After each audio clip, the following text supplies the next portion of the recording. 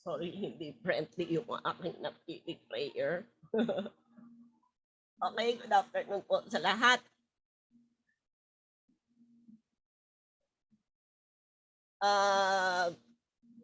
Before we start,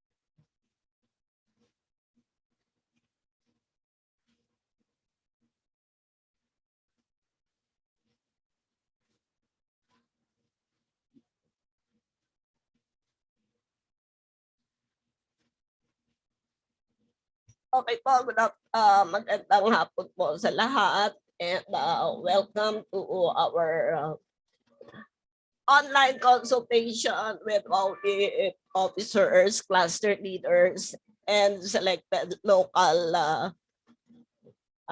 selected PDAOs and local leaders of persons with disabilities. So the purpose of this session is to present the baseline and secondary data of gathered by Wowleap. Baseline data lang, secondary kayo. Primary data. For the formulation of multi-year proposal in capacity development of organization of persons with disabilities for full participation in local governance. So, ito nga po yung ating mga target leaders, no? Yung mga selected organization of PWD leaders and PDAO heads, yung Wowleap cluster leaders, and Wowleap board members. Ang objective po natin dito is sharing of local advocacies of not only of Wowleap cluster leaders, but all those who are here in your participation in local governance in your respective LGUs. We want to gather your experiences in your participation in government consultation, planning, and budget processes. And the third is in your experience, what do you think are the skills needed and critical behaviors of a local leader for effective participation in local governance?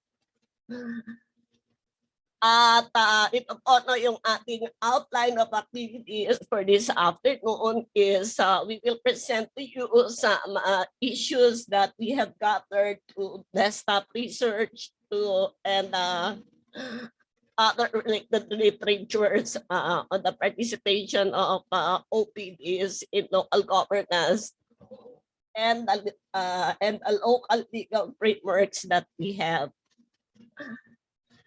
Ano ba yung ibig sabihin ng local governance? No, siyempre alam na natin yan because you are all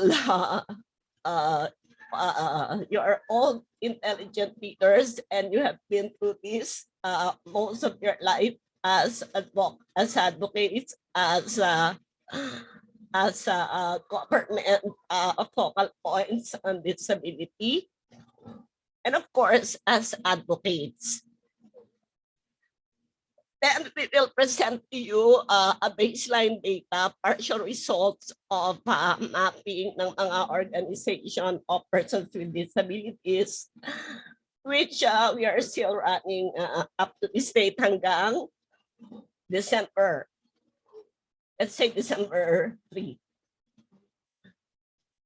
And of course, we will identify also the needs of OPDs because this is identifying the needs of local organizations for their full and effective participation in local governance. Then we will identify the gaps for effective participation, and then identifying the needs of OPDs and identifying the role of the proponent organization. But before we start, let us first introduce each other. So ako po si Carmen Subiaga. I was commissioned by Wauleap to conduct this study for CDM or Christian Blood Mission Australia, who's been very interested in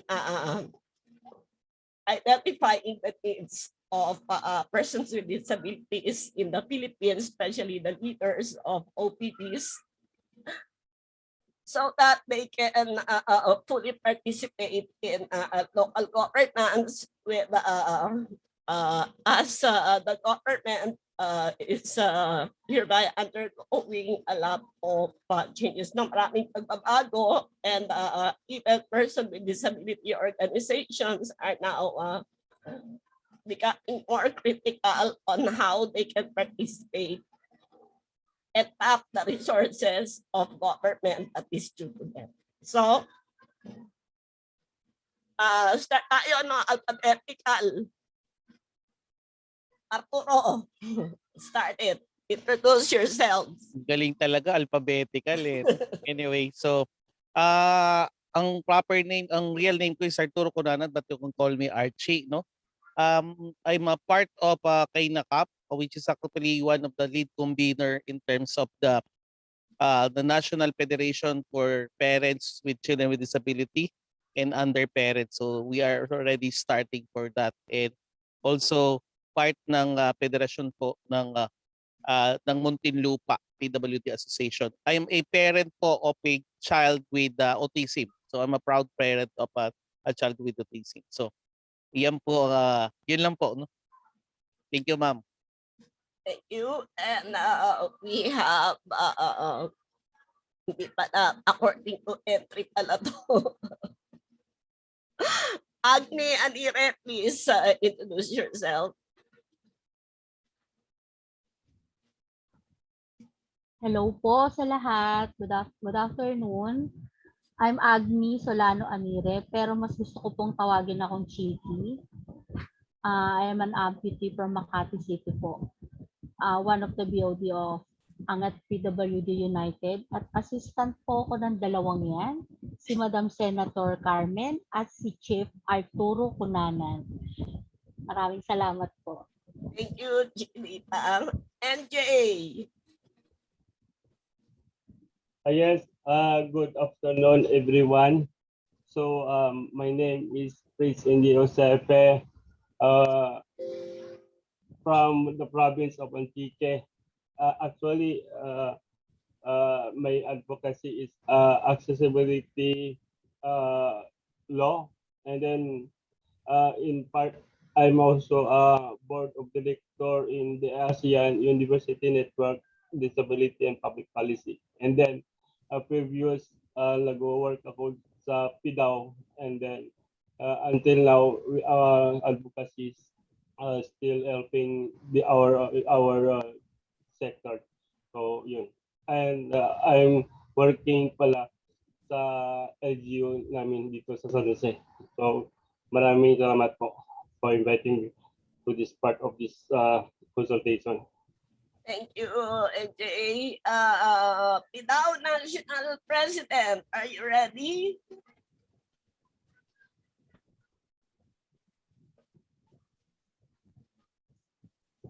Miriam, if not ready, I will go to Jenny Lynn. Ayan na, nagbukas na siya. Nagbukas ka na, ayan. Hello, from Amboga del Sur. I am Miriam Acontaliano, provincial Pinauhen. At the same time, the national president of the League of Persons with Disabilities, Affairs Officers of the Philippines, whatever ang ating makautapan ngayon, as long as it is for the good, for the welfare of the persons with disability sector in the entire country, suportado po yan ng aming pamunuan. Maraming salamat po. Kasama ko po ang deaf interpreter ng Region 1 kasi kakatapos lang ng aming training Yan, on si Madam Lucy. Lucy. Madam Lucy, nag-interpret ka. Wala naman kaming deaf eh. Kasi alam niyo naman, deafness awareness week. Meron kasing dedicated FGD for the deaf. Hopefully Yes. next week, Ma'am Lucy Okay. Next Sige po. is Jeneline, the president, the chair. Hello po, magandang hapon.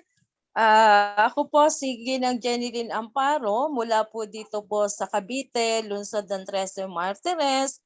Ako po ang kasalukuyang chairman ng LPDAOP, ang League of Person with Disability Affairs Officer of the Philippines. Kasama po ko si Ma'am Miriam. Ako po ay bilang chairman ng Board of Directors. So natutuwa po ako at nagagalak na kasama kayo ngayong hapon kasama si Ma'am Carmen.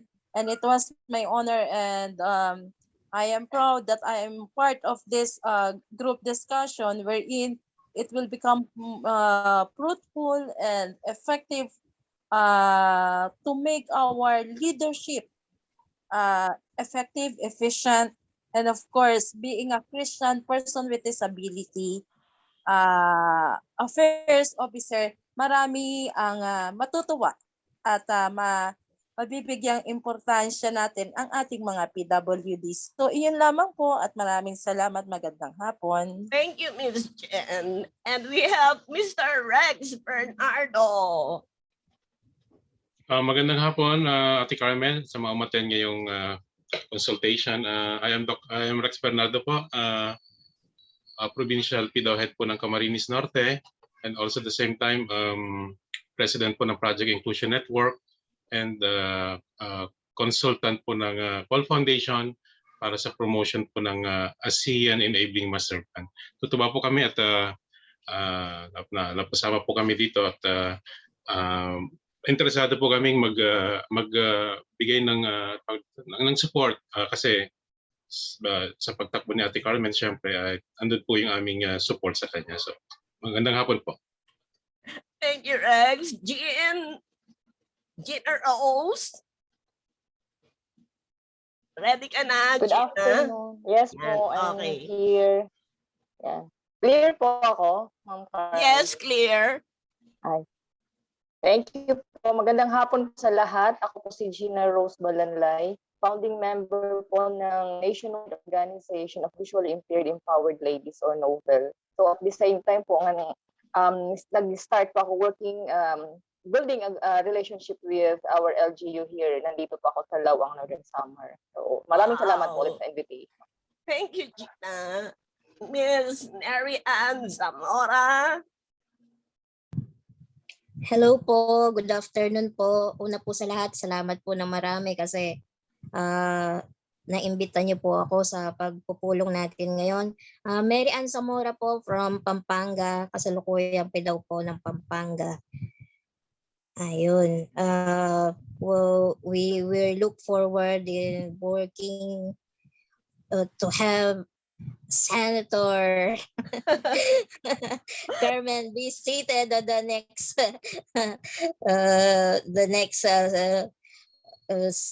Senate batch of 2022.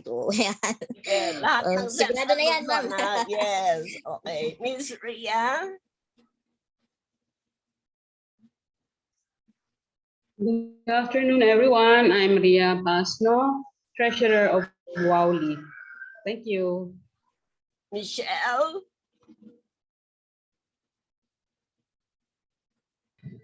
Hello, good afternoon po. Okay. Hello, good afternoon po sa Yes, lahat. yes. Michelle Fernandez from Valenzuela, and I'm a WowLeap member and also from Tahanang Walang Hagdanan po. Magandang araw po sa inyo lahat. Salamat po. Thank you. Maritel? Hello, Maritel.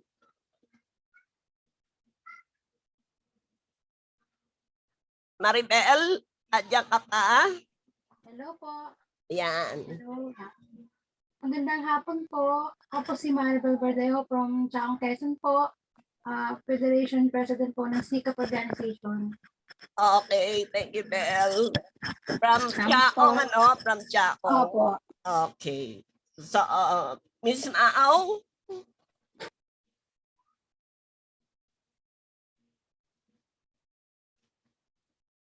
Maaw.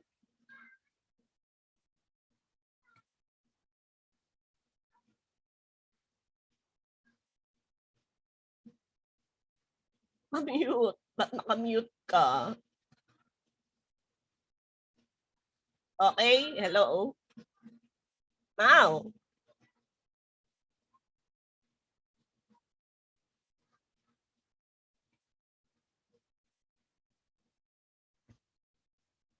Ba't ayaw ma-unmute ka?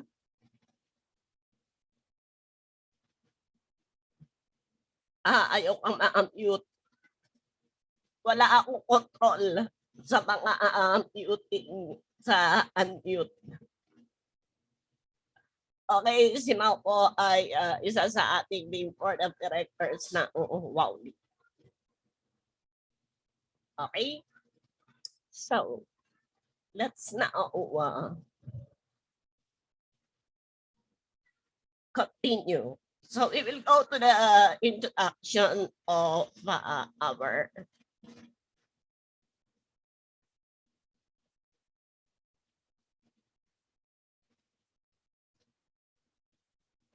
okay po. Our introduction was based on general comments of CRPD committee in 2017 on Article 29, which is the political participation and the public life of persons with disabilities. So, it says that that persons with disabilities were fully involved and played a decisive role in the negotiation for the development and drafting of the UN Convention on the Rights of Persons with Disabilities. Their close consultation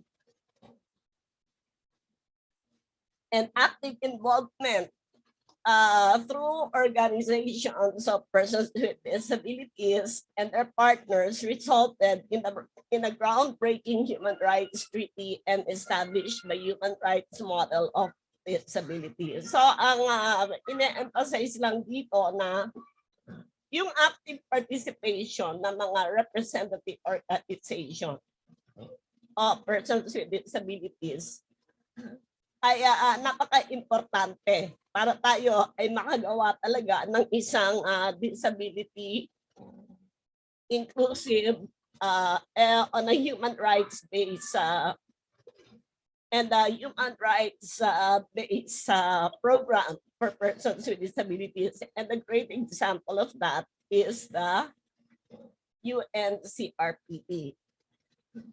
So it says that the active and informed participation in everyone ay talagang malaki ang epekto sa kanilang mga buhay at kanilang mga karapatan na talagang umaakna sa human rights-based approach in public decision-making processes and ensures good governance and social accountability.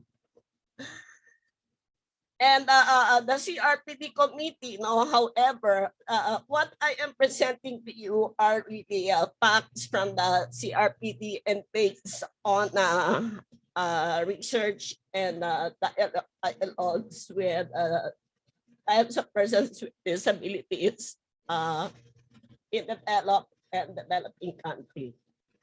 However, sabi nga nila, ay patuloy na nagkakaroon ng gaps, no? Hadlang para tuloy-tuloy na maipa-implement ang CRPD, especially yung Article 4.3 and Article 33.3 and a degree which they should have been implemented. Ano yung Article 4.3 is about consultation of persons with disabilities in all matters concerning their development. While yung Article 33 clearly stated na organization of persons with disabilities should be included in the implementation, in the development, monitoring, and implementation of all programs concerning them. And now, parang familiar, no? The absence of meaningful consultation with the involvement of persons with disabilities to the representative organization in the development and implementation of policies and programs. So, na-observe din nila na very limited na rin ang participation ng mga person with disability to the representative organization. Sa lahat ng mga consultation and development of programs, especially at the local or grassroots level. So, ano nga ba ibig sabihin ng what are the definition of representative organization? Representative organization based on Article 4.3 and 33.3 ng CRPD, yan kasi ang ating basis ng human rights-based approach to development. Those that are led, directed, and governed by persons with disabilities. Ibig sabihin, self-explanatory, di ba? Kailangan ito ay led, directed, and governed by persons with disabilities, directed and governed by persons with disabilities. And clearly, majority of their membership should be recruited among persons with disabilities themselves.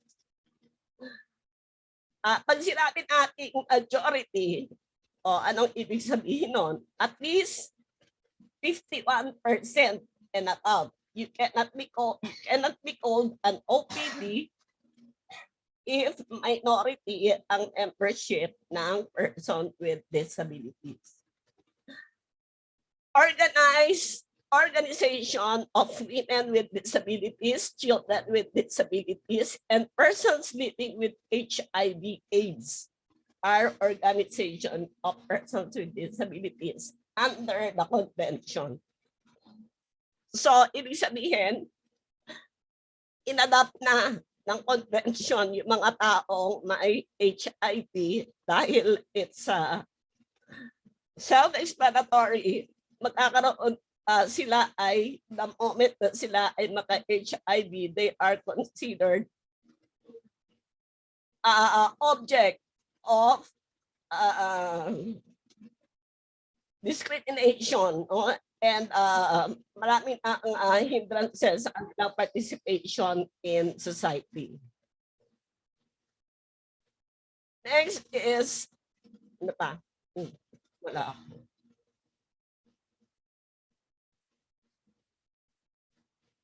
Okay. Next is,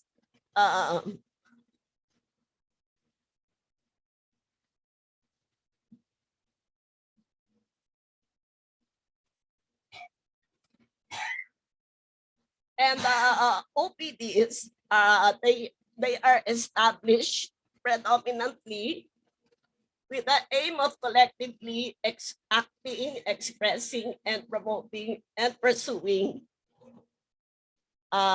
and or defending their rights. So sila sinusulong nila yung mga karapatan o ng mga person with disabilities in general. And they employ or represented by and trust or specifically nominate, appoint persons with disabilities themselves. Sila ang nag-appoint o nag-elect ng kanilang mga opisyalis, no? At hindi ang kung sino-sino. And they are not affiliated in the majority of cases in any political party and are independent from public authorities and other non-government organization which might be part or members of. And next is they may represent one or more constituency based on actual or perceived impairment or can be open to membership of all persons with disability. And they represent groups of persons with disabilities reflecting the diversity of their background. Kahit iba-iba sila, basta ang mahalaga sila ay may kapansanan. And they can be local, national, regional, or international in scope, and they can operate as individual organization, coalition, or cross-disability or umbrella organization of person with disability seeking to provide a collaborative and coordinated voice for PWDs and their interaction among others with public authorities and international organization and private entities. So, yung ano naman yung mga umbrella organization? These are coalition of representative organization of persons with disability. Ano yung mga example niyan? Local umbrella organization sa LGU. Municipal Federation. Siyempre, alam niyo na, ang network yan ay mga barangay orgs. Provincial Federation. Sino ang network ng Provincial Federation? Siyempre, yung mga municipal and city federation. At sino naman ang mga regional? Siyempre, yung mga provincial federation and national federation. And they clearly point out that this umbrella organization should accept all organization of persons with disabilities to be open, democratic, and represent the full wide diversity of persons with disabilities. They only speak on behalf of their member organization or matters that are mutual interest and collectively decided upon. So, kapag ikaw ay umbrella organization, gusto mo, kung halimbawa chairman ka o ano ka, hindi ka pwedeng basta magsalita on behalf of organization kung hindi ito approved ng lahat ng board of directors or executive committee.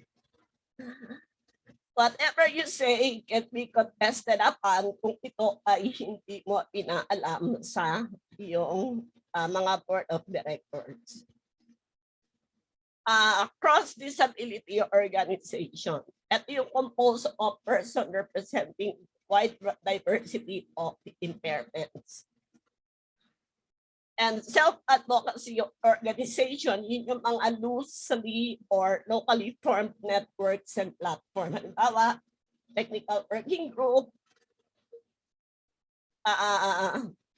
coalition on CRPD, yung networks, halimbawa, CPAP network, which is an organization of all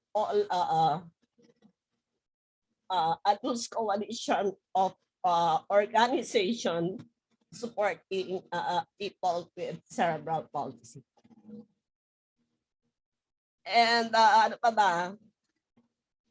Usually, they advocate for the rights of person with disability, especially with mga intellectual disability, and provide support to enable their members to express their opinion, which is fundamental importance to political participation. Halimbawa, yung mga Autism Society Philippines, they work more to provide support services for people with autism, ADHD society, and other support groups promoting the rights of those who cannot defend their own rights. So yung organization of parents, relatives, and caregivers of person with disability should also be a part of decision-making processes when their relatives have intellectual disabilities, dementia, and or children with disabilities. The role of such organizations should assist and empower them. And also, we must also ensure that organization of women and girls with disabilities are present in all consultation and addressing specific issues. Yung organization and initiatives of children and young persons with disabilities is also fundamental for the participation of children and community life for their rights to be heard. So, and we have the responsibility to ensure that the youth sector and the children's sector are also being included in all consultations. So, what is the difference between a civil society organization or an organization of persons with disabilities? So, pag civil society, lahat yan, lahat ng organization, lahat ng NGOs or people's organization, pati research organization, and organization providing services, and other private stakeholders. So lahat yan is a part of the civil society organization.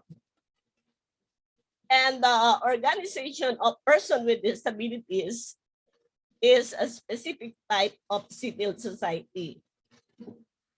We can be a member of umbrella CSO or coalition that do not specifically advocate for the rights of persons with disabilities, but CSO umbrella organization may help us in promoting our cause on for disability inclusion or mainstreaming disability.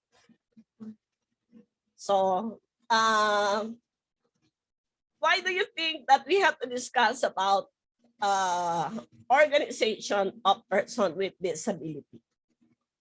Tayo ba lahat naiintindihan natin kung ano ang kahulugan ng maging organization of person with disabilities? Or is there any other thing, other concern that were not brought up in the discussion of what an OPD is?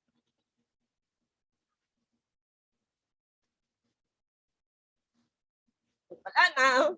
We go to the legal frameworks. No? So, ang legal frameworks na basihan natin sa study na to ay yung Article 29 of the CRPD, which speaks not only of political rights, but also the right to organize and join an organization. And Article 33, which is monitoring and evaluation of implementation of the UNCRPD. We also have the local government code on civil society participation in local governance.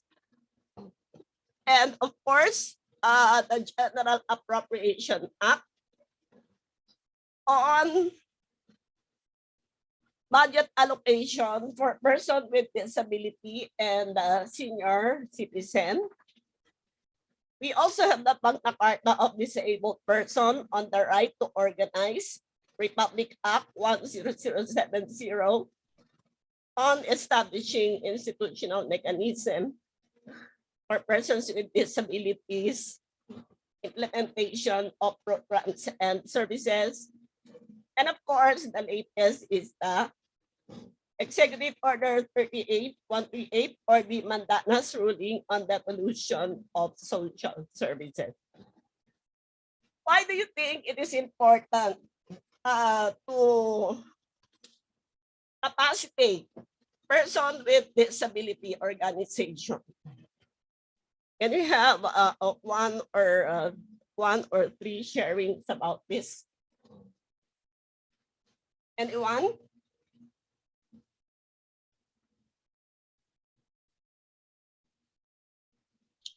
Hello, Ate Carmen. Yes, Rex.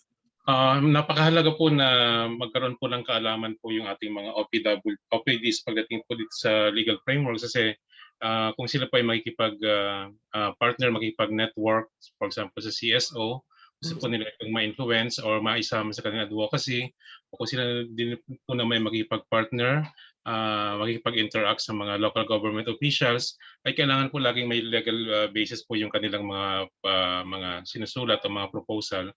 And last but not the least, kung tayo po ay mga leaders of OPDs, kailangan i-educate po natin yung mga members po natin na ito yung kanilang pinakikipaglaban. Hindi po tayo humingi ng awa o ng charity, kundi ano po yung nakalagay lang po sa batas. Salamat po.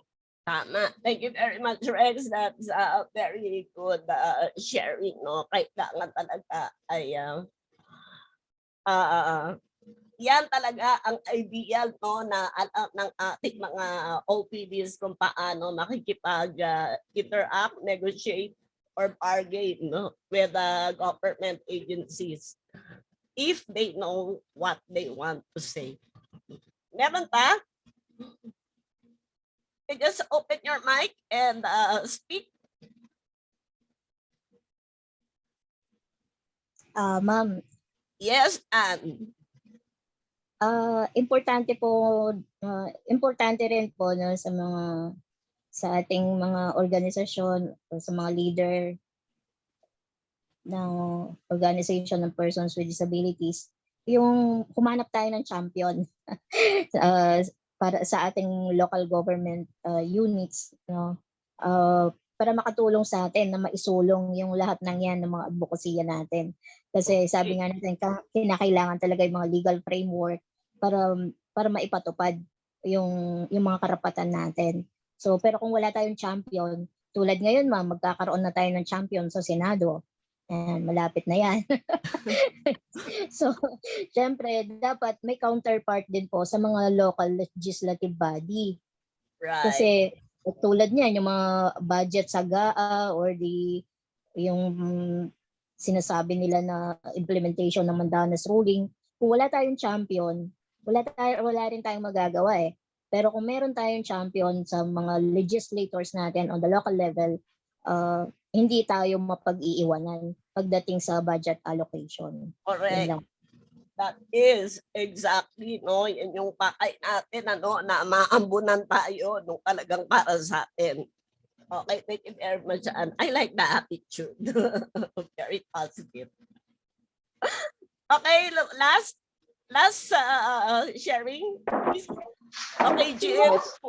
Apo, thank you po. Sorry, medyo maingay yung background. Okay. Ang napansin ko po dito sa pakikipag-ugnayan po sa mga organizations, kung ang unang gagawin is malaman muna kung ano yung mga karapatan ng mga persons with disabilities within the organization. Kasi wala tayong kakayanan, or kung once hindi tayo empowered sa ating mga karapatan, nahihirapan tayo makikipag-engage o to work, kumbaga sa yung term na co-production with different stakeholders, kasi hindi natin alam kung paano natin isusulong ang ating mga karapatan. So I guess yun yung fundamental na malaman ang ating karapatan, and then once na malaman na natin, yun na yung next step no, na yung we look for I agree with Miss Anna, hanap tayo ng champion, and sinabi din ni Sir Rex na mahalaga din no, na yung legal basis para maitaguyod natin ang mga karapatan, at once na alam natin ang ating mga karapatan, hindi tayo basta-bastang tawag ito, hindi tayo basta-bastang susuko kasi alam natin ang ating pinaglalaban. Yun lang po. Okay, thank you, Jean. That's a very good point, no? Talagang napaka-importante talaga ng kaalaman, ano, para masabi natin na because information is power. And of course, we would like to acknowledge yung ating mga last login, Ben Enreda of Chaong, and Miss Ana Fe Maravillas of Las Piñas. Magandang hapon po. Yes, Ben. Good afternoon. Good afternoon, ma'am. Sa akin naman po, siguro mahalaga rin po na magkameron tayo ng accreditation sa ating local government, ano po, LGU. Then maging membro po tayo ng local bodies para yung participation na mga tao may kapansanan ay magkameron ng boses at may lahat yung mga programang nararapat sa mga taong may kapansanan. Very important, Ben. That's a very good point. Because it's not only the government who should strive for us, but because we also have a law, we should try also to comply with what the law is saying. Okay, very good. Thank you, ma'am. Okay, so the next is we would like to introduce to you. Kasi ngayon, kung ating titingnan, gaano ang kapasidad ng ating mga OPDs para sila ay makilahok sa local governance, no? O ito para tayong susugod sa giyera, pero gaano ka-equip ang ating mga OPDs para sila ay masabi natin na armado pag pumunta sa laban sa mga LGU deliberation and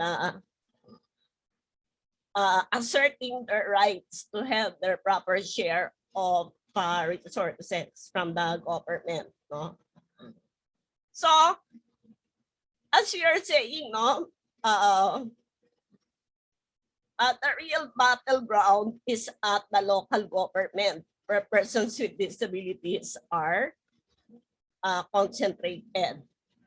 And at the national level, the national organizations who have no grassroots base, they have also to face usually at the national level yung policy formulation to be able to voice out the concerns of persons with disabilities in policy development. But as an organization, how developed are they?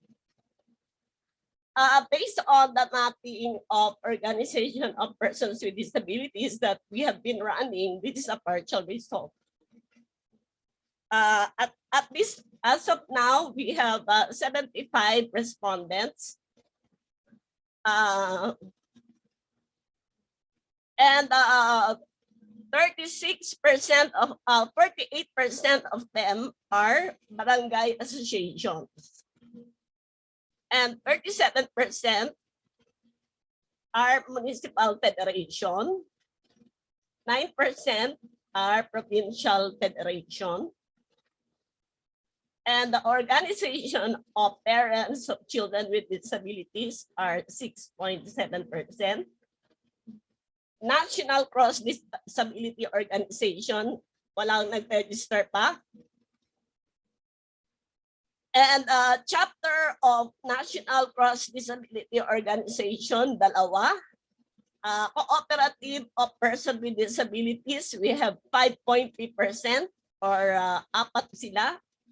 Organization of Women with Disabilities, 2. Sports Organization, 0. Others, 9.3. Pero tingnan natin kung ano yung organization nila. Lahat sila ay nandito sa pangabitanggit.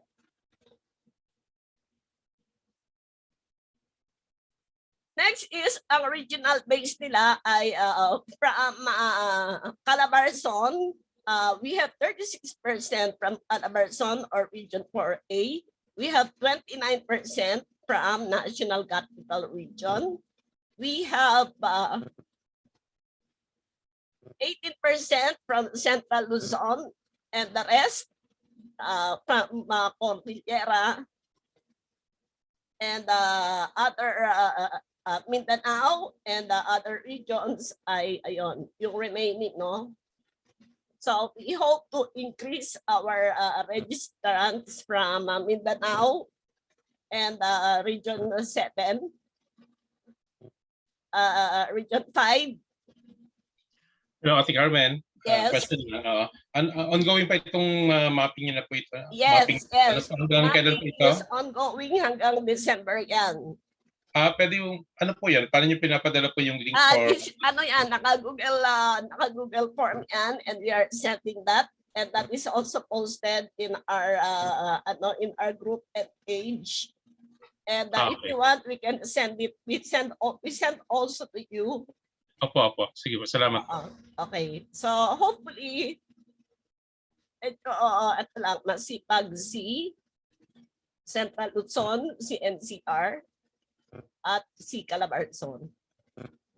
So hopefully madagdagan pa ito, no, para mas gumanda yung ating baseline data.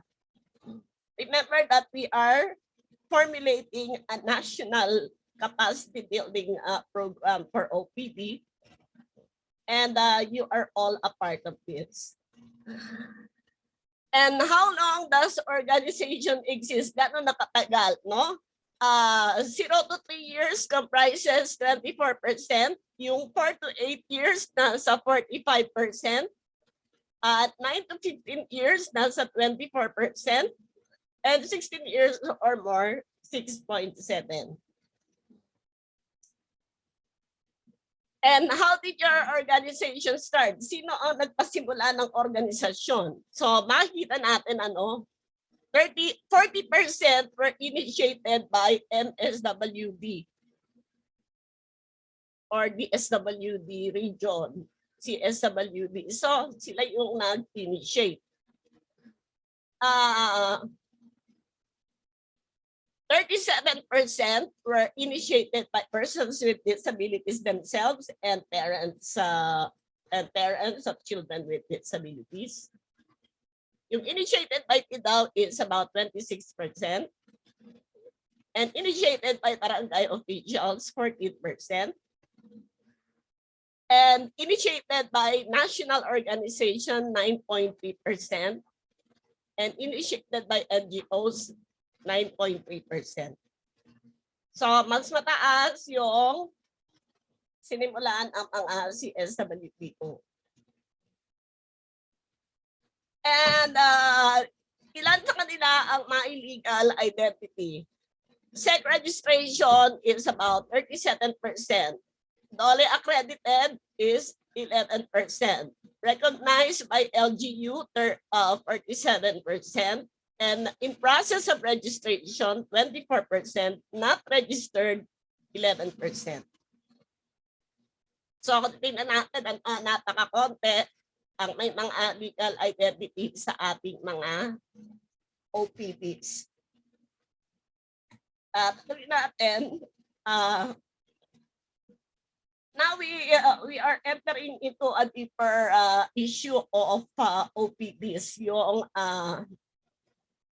policy development, yung organizational policy. Do you have, ilan ang may articles of incorporation and bylaws? Sabi nila, yes, 71.2%. None, 16%. And in process is 12%.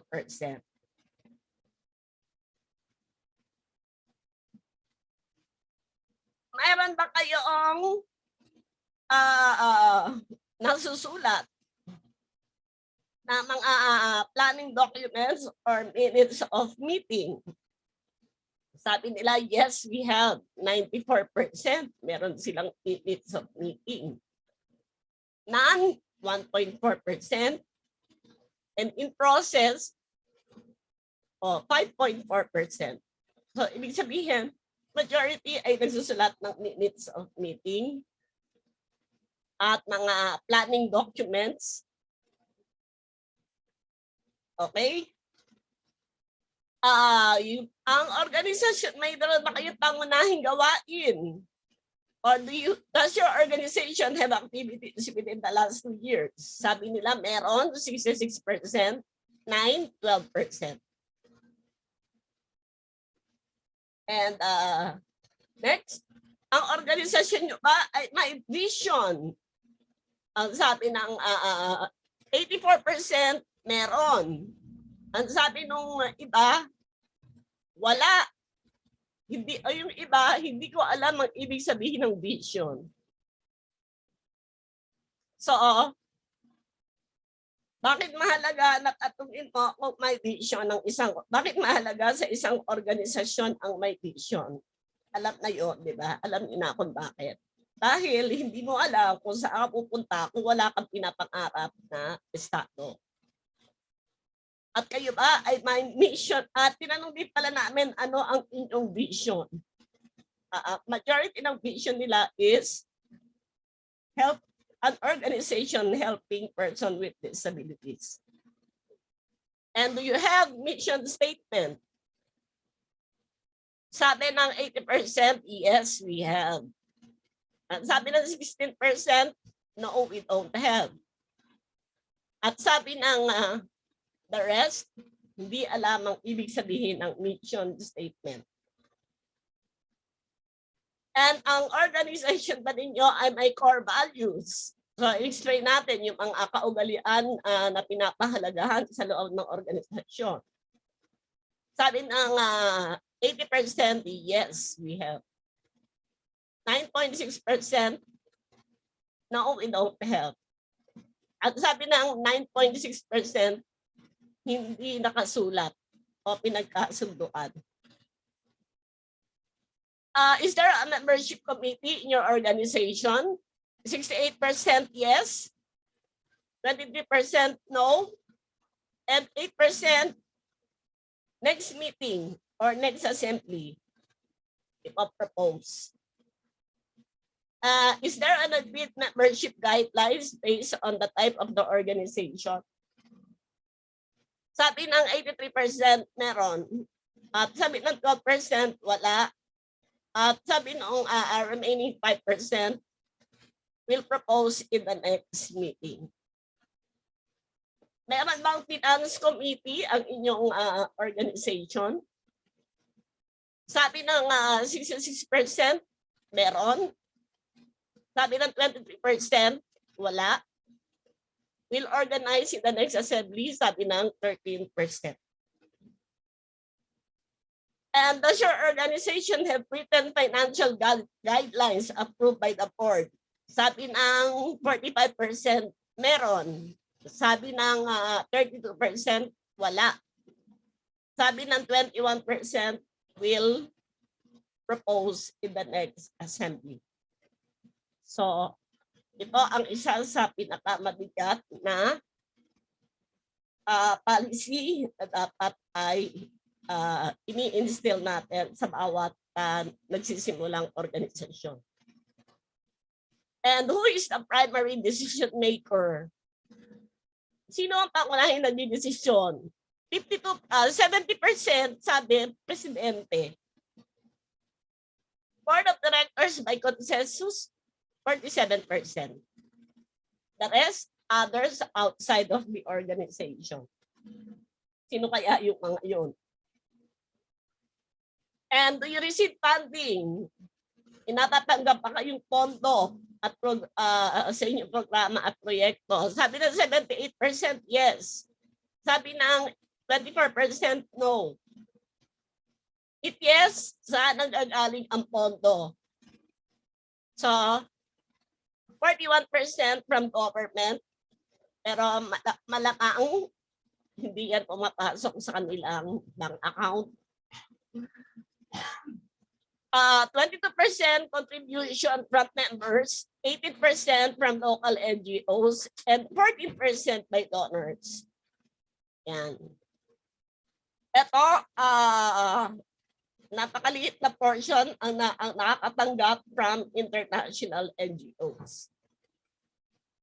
And do officers develop presented long-term plan? Meron ba kayong plano? 40% meron. 10%, 13% no. For discussion, 47.2%. And kayo ba ay nagpa-fundraising o nangangalap ng pondo? 37% yes. 33% no, and planning 36%. So ibig sabihin mas malaki ang percentage ng mga walang pera. Does anyone among the officers have expertise in writing project proposal? 71% yes. 28% no. Ang inyong mga officers ay may expertise in financial management, banking, BIR transaction, annual audit. 67% yes and 32% none. At ano ang mga government agencies na sumusuporta sa inyong mga programs and advocacies? 28% MSWDO, no? And 8% PDAO. 25% ito kasi yung isa ay municipal, yung isa ay provincial. Malaki ang sa municipal and city. At 8% lang ang sa provincial PDAO. And 24% pamahalaan barangay. And 28% MSWDO. Yung the rest, DOLE, CBA, DTI, maliit at o DTI yan eh. And itong percentage na to, around 12% ay DSWD-SLP. Okay? And ano-ano ang mga training session conducted? 34% na na-conduct sa kanila ay leadership training. 16% disability awareness and sensitivity. A very small percent, ito mga nasa 8% to eh, introduction to UNCRPD. And another is training on RA 9442 and IDAO, no, Republic Act 10070. And itong isa, which is about mga 5% team building. And ano pa? Wala, yun na. That's all. Next is, ano-ano ang mga topics, binigyan natin sila ng mga topics na dapat nilang matutuhan. At ito yung mga pinili nila, no? 24% gusto nila ay personality development, team building, and leadership, which is very vital for every organization. And then next is yung 24% is fundraising, resource mobilization, and project proposal writing. Etong 14.4% gusto nila matutuhan ang Disability Inclusive Development, UNCRPD, and ASEAN Enabling Master Plan. At itong ito about 5% on sa networking, partnership, and disability rights advocacy. Ito nga, 12% is strategic planning, yung setting your mission, visions, and goals, and strategic plan. And ito about 8% is organizational policy development, yung writing articles of incorporation, how to conduct general assembly, and etc. So dito makikita natin kung ano talaga yung kulang at hindi na ituturo ng mga ibang government, local mga NGOs and other training institution for person with disability. Kaya siguro makikita rin natin kung bakit kulang na kulang yung organization who can sustain themselves and who can really participate. So that's it, no? Yun po yung mga kakulangan. Now we will go back to our objectives.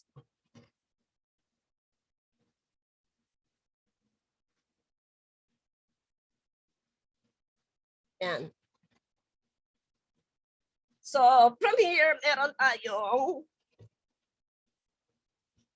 ang nandito lang natin now with for women with disability cluster leaders. We have around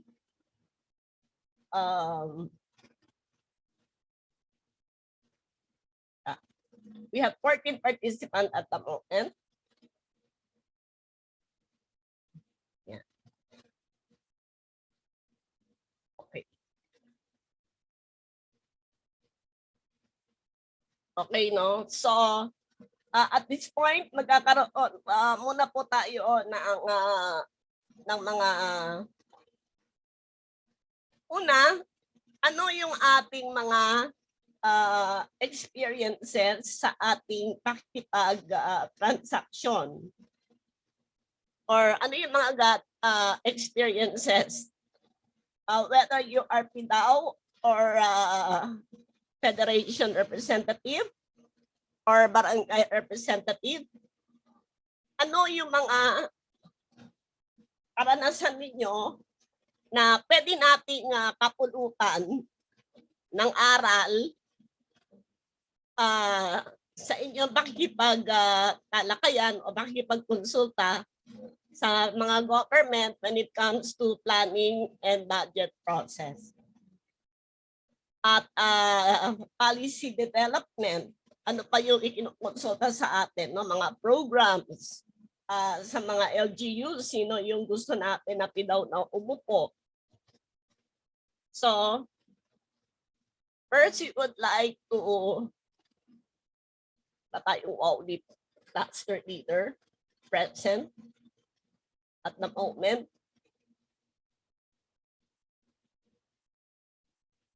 Ayan. Okay. Anyway, we would like to hear your experiences. We will give at least a maximum of 5 minutes for each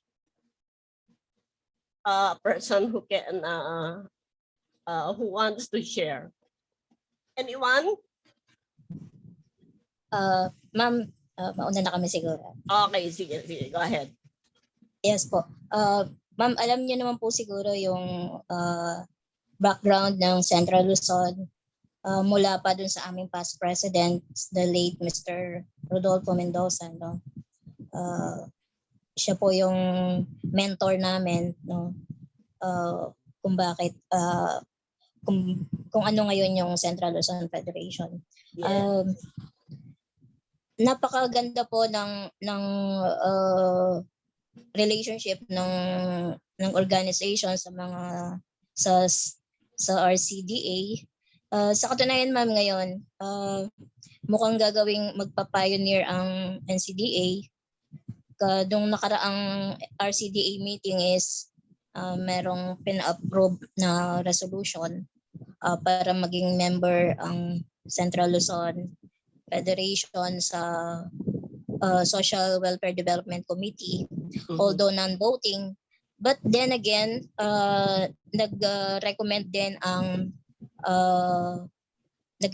din po ang RGADC or yung Regional Gender and Development Committee na mapabilang din po ang organization ng person with disability sa RGADC.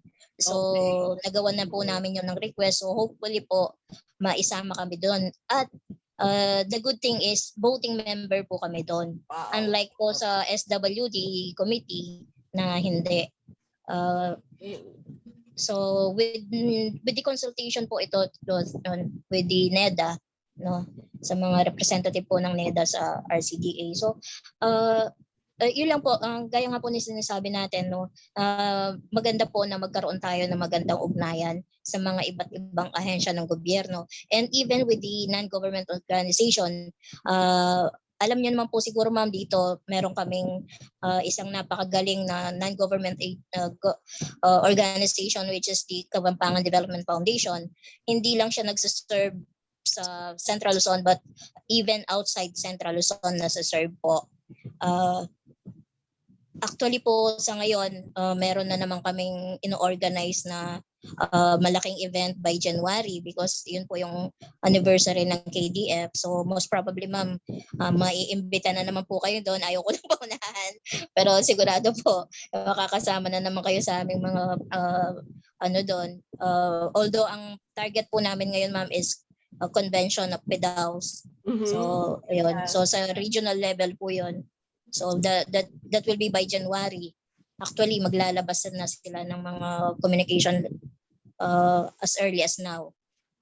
So the point is, ma'am, is inaalagaan po namin yung cooperation, collaboration namin with not only with the non-government organization, but more so syempre sa ating mga national government agencies and the local level, sa mga Provincial Development Council. I could speak for Pampanga, so kasama palagi ang organization ng person with disability sa Provincial Development Council meeting. So yun po, nung nakaraan, kasama kaming nag-attend doon. So yung pondo nasisiguro na naandon para sa mga person with disability. So I hope ito magawa din sana ng ibang mga local leaders natin, magkaroon din ng ganong magandang ugnayan, hindi lamang sa mga government officials or government agency, but with the other organization also, the non-government organization. At syempre sa ating pong mga future senators na dapat magkaroon tayo ng suporta by, I don't know ma'am kayo kung kailan kayo magkakaroon ng dito ng assembly, but for November 27 invited na naman po ang grupo namin sa assembly ni Senator Hontiveros kasi nagsusulong kami ng mga panibagong din po, nagre-recommenda ng panibagong mga advokasya para sa ating sektor. And pero mas gusto po sana namin na sana kayo talaga makakasama sa mga senador na siguradong nasa Senado pagdating po ng election, after po ng election ng 2022, dahil hindi na tayo kailangan lumapit sa iba pang senador. Meron na tayong champion sa Senate pagkaupo nyo po sa Senado. So yun po, the main strategy po talaga sa amin ma'am is building a very good relationship not only with the government agencies but more so with non-government organization. Okay. Opo. So meron akong follow-up question, ano. So what do you think Opo. should be, ano dapat ang mga skills ng mga leaders at yung mga critical behavior ng mga local leaders natin for effective participation in governance? Ano dapat For na meron sila, PDAOs, no? Oo. ma'am, For for PIDAO the PDAOs, and federation leaders. for PDAOs po, mas maganda po na very articulate po sila sa mga batas, no? Pertaining po sa local governance. Kasi dapat alam mo yung pasikot-sikot ng government accounting, yung mga procedure sa government. And for the federation, for the organization of persons with disabilities, gaya nga nasabi ni Ma'am Jen, no? We should know our rights. Kasi anong ipaglalaban natin kung hindi natin alam yung rights natin. So maganda rin po na talaga kahit paulit-ulit po ma-inculcate sa ating mga kasama sa sektor yung ano ba yung mga karapatan natin mula sa UNCRPD down to the Magna Carta and other amendments ng Magna Carta, and even sa pinakamatanda ng batas natin na BP 344 na hanggang sa ngayon ay nakakalungkot mang sabihin, ma'am, hindi pa fully implemented sa ating mga local government units. So yun, pinaka ano po kasi, ma'am, pinaka basic po talaga na alam natin yung batas, kasi doon nag-emanate po yung kung paano natin makukuha, paano natin ma-enjoy yung ating mga karapatan. How do we know na na-enjoy na natin kung hindi natin alam na napapaloob ito sa mga batas? So yun po, we should know our rights and we should know how to get them without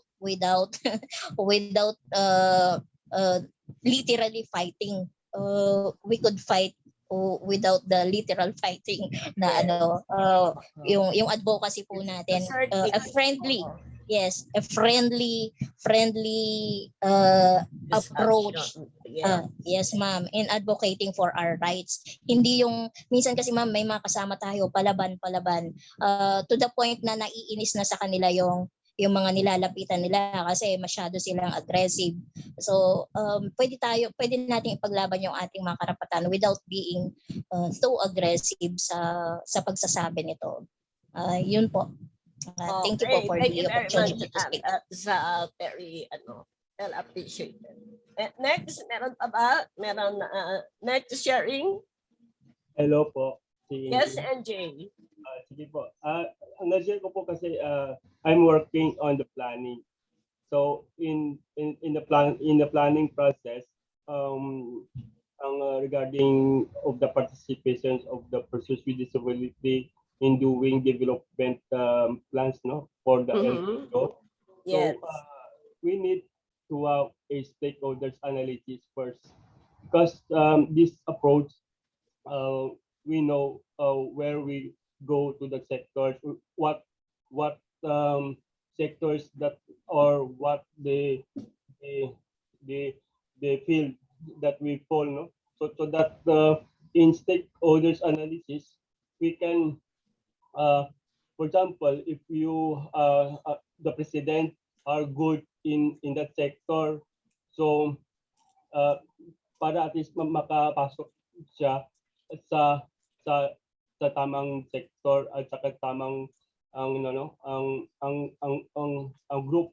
Kasi po sa LGO we have a focus, we need to have a participation talaga sa MDC. It's a Municipal Development Council. A Municipal Development Council, that's the one of tawag yun, para siyang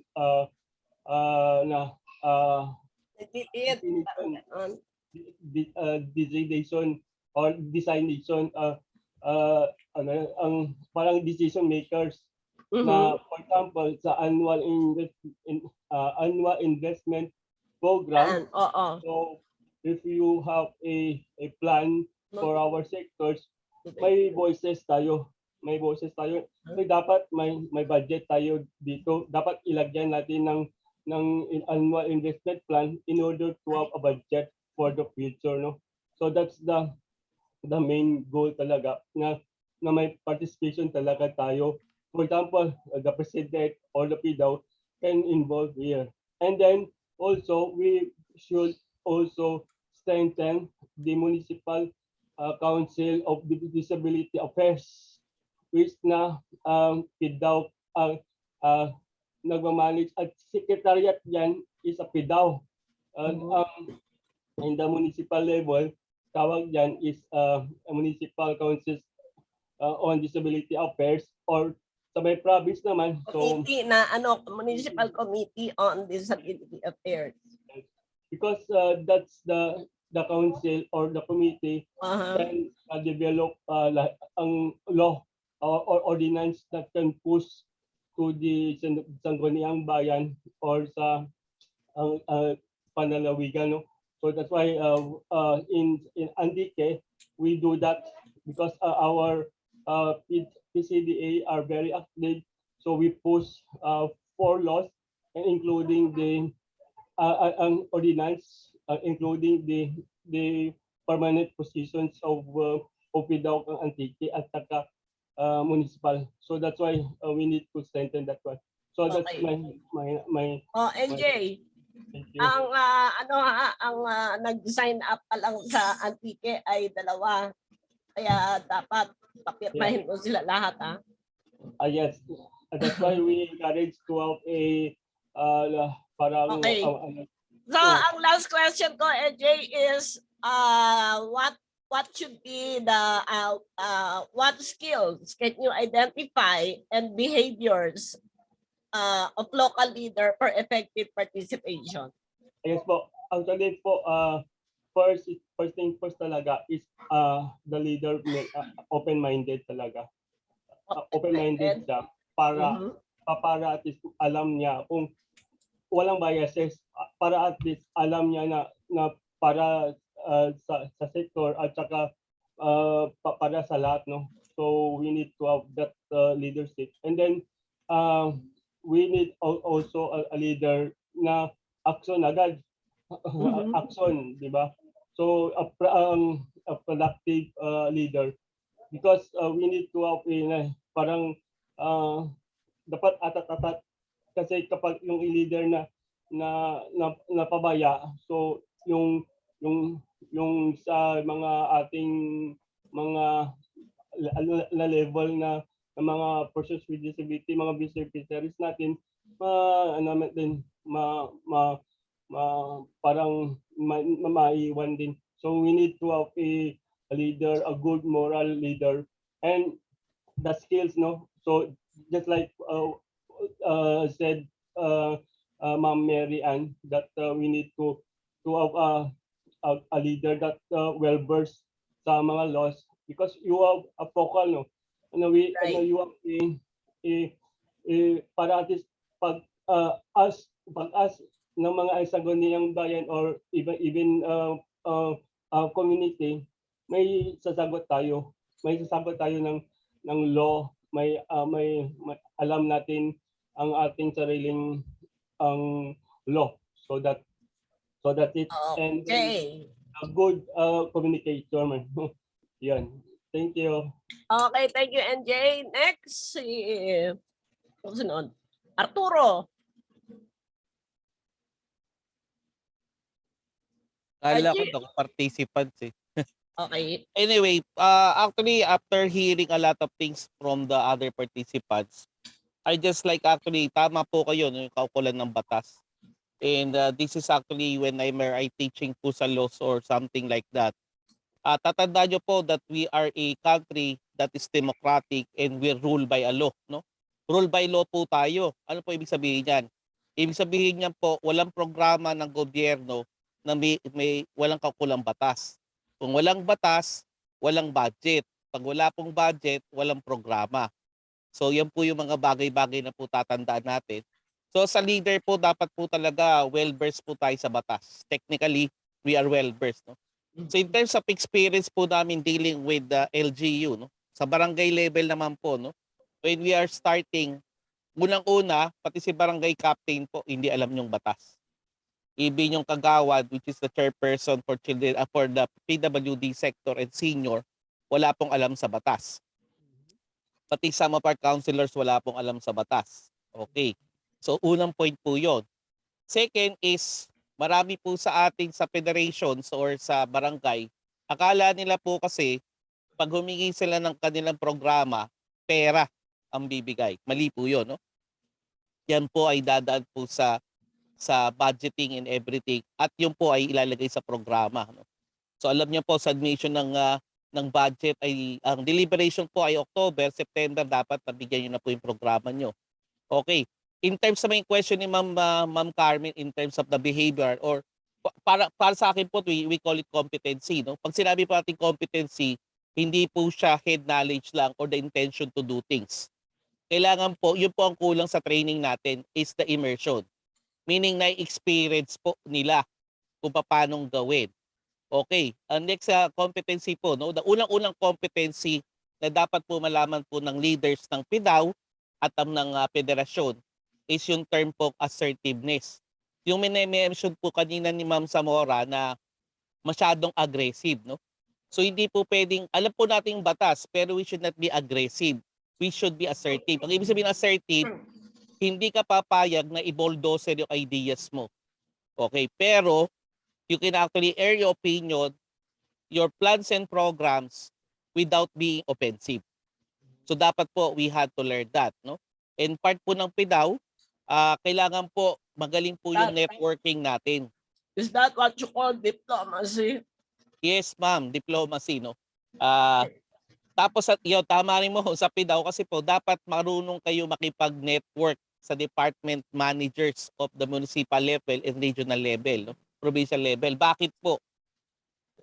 Tatatandaan nyo, the PIDAW was only created recently. Matatagal na po yung mga department manager, no, sa munisipyo or sa city. So ano po yung sabihin niyan? Bigla ka magiging department manager. O pag department manager ka, syempre marami nag-a-eye po sa position yan kasi plantilla position yan eh. So dapat po, tama si ma'am, i-diplomacy ka, you actually gain more support from the different department managers or sa different leaders in terms of your localities to support you in terms of your plans and programs, no? Parang hindi po natin dapat yung nangaaway or something. One of the best practices po ay tama yung sinabi ni Ma'am Carmen kanina na mention niya yung municipal council in PWD, person with disability, no?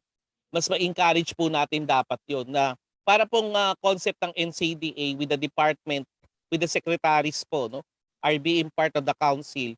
Sana ganun din po sa regional, ganun din po dun sa local nyo. So, it involves the services, no, of the local government. Lahat po yun, ng mga department managers. Mas maganda po. I heard this kay Ma'am Anap na mas maganda na para pong parang sagad, no? Parang you will be requesting a PWD budget allocation at least 5% parang GAD from the different department for different services, concentrating tayo sa PWD sectors, no? And ang PIDAW, you will be yung nga po kailangan ng diplomacy is kayo yung magsusulsol sa kanila o gawin mo naman ganyan, mga ganyan, no? So yung networking po is very important for the leaders of both sides, no? Yung ating pong mga stakeholders at the same time mga duty bearers po natin. Napaka po yan, no? Na-mention po ni Sir yung open-mindedness, no? May napapansin po kasi tayong leader na talagang close siya eh. Hindi, ito dapat, ito ganyan. Pagdating po sa government, meron tayong tinatawag na, tama ba Ma'am Carmen? Progressive realization. Yes. Yung mga bagay, lalo po sa accessibility, no? We call it progressive. So these are the competency na nakikita ko po na kailangan core competency po dapat talaga ng mga liderato natin ng both sides. Yung po yung mga yan. And syempre, hindi po mawawala sa any other organization is a leader, is yung napakauna po is articulation in terms of communication. Hindi po sinasabing grammatically correct ka. Kailangan po lang ay dapat when you express your idea, your concept, ay dapat klaro po at naiintindihan po ng nakikinig, no? Dapat bine-verify po natin 'yon. Tama ba ng pagkakaintindi? Are we on the same page? Doon po kasi nagkakaroon, Ma'am Carmen, ng miscommunication, no? Yan Right. yung mga bagay-bagay. Which is actually yan po experience namin. Ako experience ko po personally sa barangay level and also sa LGU, sa local government unit namin, sa city level. Yan, nagkakaroon po talaga ng, lalo po sa mga department, ay PIDAW, di ba? Kakaroon ng PIDAW. Okay, department head. Sino siya? Medyo may mga ganun pong intriga, no? Tapos ordinansa pa. So, yan po yung mga bagay-bagay. So, again, ulitin ko lang po, no? 3 takes, no? You have to have the assertiveness, diplomacy, tapos yung the flexibility in terms of being open-mindedness. And the last one po is ang articulation in terms of communication. Yun lang po, Ma'am Carmen. Thank you. Ano pa? Ito, maraming engagement po sa LGU. Yes, ma'am. Good afternoon po sa lahat. Pasensya Ano pa closer? po. Okay, good. And Yan. yan, good afternoon po sa lahat. Marami na po nasabi yung mga iba, no, from Ma'am Ann, tapos Sir Art kanina. Tama po yung mga sinabi nila regarding sa laws, no? I believe hindi naman kinakailangan na memorize mo yung batas. It's just that kailangan lang talaga na research din natin siya at inintindi natin siya para pag nakipaglabi po tayo, kaya natin i-explain, no, yung law. At saka at the same time, familiarization of yung mga rights natin through the laws and also yung mga memorandum circulars. Natutulungan tayo nito to lobby, no, for different programs, projects, and activities. Kinakailangan po ito kasi ang ating LGU ay isa po sa tinitingnan nila yung capacity ng leader. Minsan kailangan i-earn po natin yung respect. No? Hindi agad-agad yan binibigay. So, we have to do a lot of hard work talaga sa umpisa. Talagang totoo po na kasi kami from the Las Piñas Person with Disability Federation, we started po 2009. At noong 2009, talagang halos lahat ng leaders doon, except for Dr. Gina Manalaysay, ay from private life, no? Walang alam sa politics, walang alam sa mga laws. So we have to work our way in para lang po maintindihan ano yung language ng government. At isa po sa maganda po na matutunan ng leaders is how to coordinate with DILG. Kasi sila po yung susi, yung language, no? Na nung umpisa ay hindi namin alam na pwede palang gawin. Pero sabi nga ni Sir kanina, yung immersion, importante talaga eh. Kasi yung mga batas, hindi po natin sila maiintindihan talaga kung hindi tayo bababa at kung hindi natin gagamitin siya. No? Kahit anong memorize po dyan, kapag hindi mo po siya in-implement, hindi mo talaga maiintindihan. So, I would suggest talaga that leaders should try to be more engaging. No? Kailangan mag-experiment din tayo. Hindi pwedeng copy-paste na Ma'am Carmen. Right. Copy-paste na lang. No? Kailangan po try to do it your way na kahit magkamali, basta ikaw yung gumawa. Even with the proposals. Kasi mas natututo po tayo dun. At saka Mas iba marami yung needs tayong- ko, no? Kaysa dun sa kinokopyahan ko. Saka, you learn from your experience eh. Ikaw din yung Mm-mm. magko-correct ng mga mali mo. Correct. So, yung mga daan na dinaanan mo before na palpak, hindi mo na dadaanan yon. Tama. So mas maganda po na, pero iba rin talaga pag may mga mentors tayo na pakikinggan natin, na sila na yung nauna. Tapos, kung may mga experiences sila at may magaganda silang tips, makinig po tayo. Kasi pinagdaanan na nila yon. So, mas maganda nakikinig din tayo. As leaders, we should be good listeners and followers also. Pero I would suggest you should be more engaging and be parang gumawa po tayo ng mga projects na out of the box. Right. Hindi yung mga nakasanayan na. Hindi po yung mga naka-enumerate na sa mga Ikaw, projects. Maribasa, may bago ka na naman, ha? Hindi po. Parang may bago ka na naman eh. Siguro share ko lang po yung sa DepEd po kasi tagal na po talaga namin na ginagawa ng entry point ang DepEd. Mahihirapan kami eh. But ito pong latest project namin, yung community-based enrichment program, which prepares children with disability na hindi pa nag-aaral. Pine-prepare sila for transition sa regular school using the ECCD. No? So we have a technical Kailangan yan. Yeah, so dito po, gumagawa talaga ng module.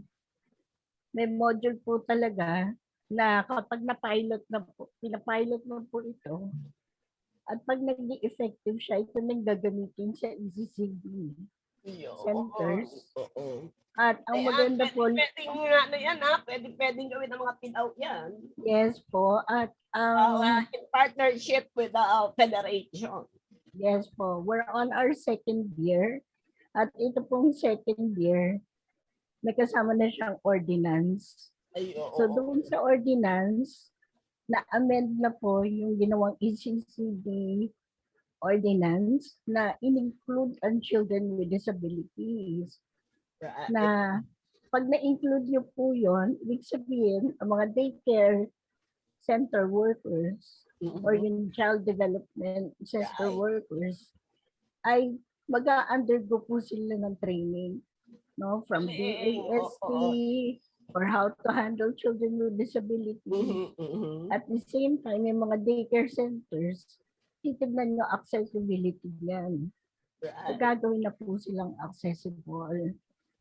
So, yun So po yun yung yung maganda. ano no, yan yung tinatawag natin na mga projects responsive to the needs. Yes. O Archie, kayahin mo yan.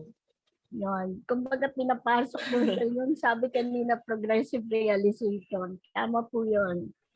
Hindi tayo magbabagsak ng isang bagsakan. Correct. Inclusive na agad. Hindi po. Paunti-unti po yan.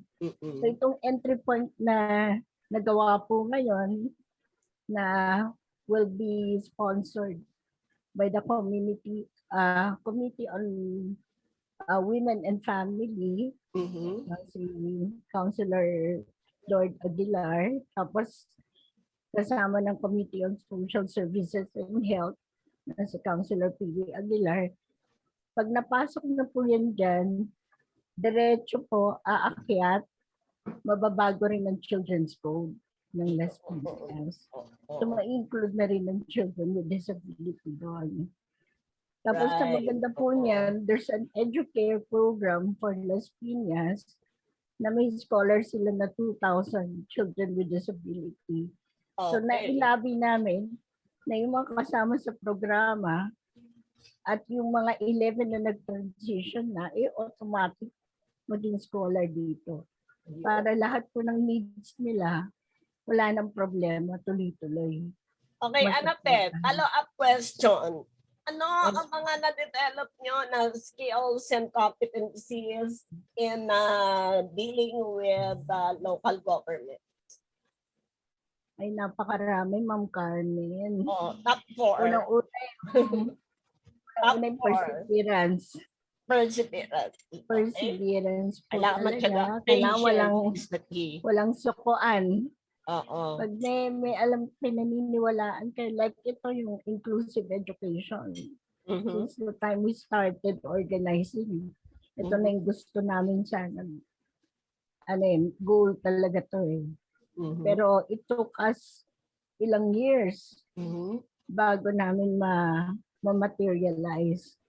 No? So, walang sukaan, walang titignan lang natin yung kinabukasan ng mga children with disabilities. Okay. So, it's And then, number 2, siguro, tama yung sabi ni Sir kanina na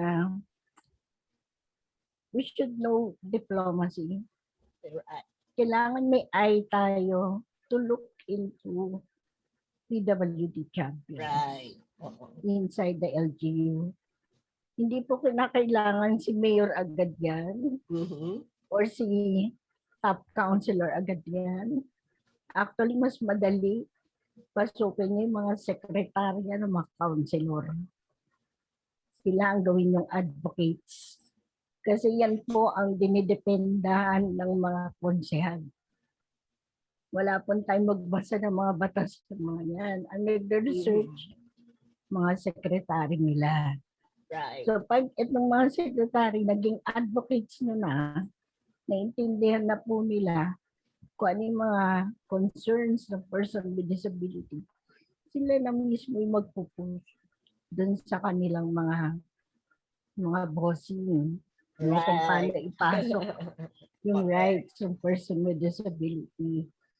At isa siguro try natin na makasundo ay yung ating focal ng DSWD. Kasi talagang napakarami nating programa na sila po yung may hawak. Na pag ginawa natin silang advocate, sila na mismo yung gagalaw sa loob.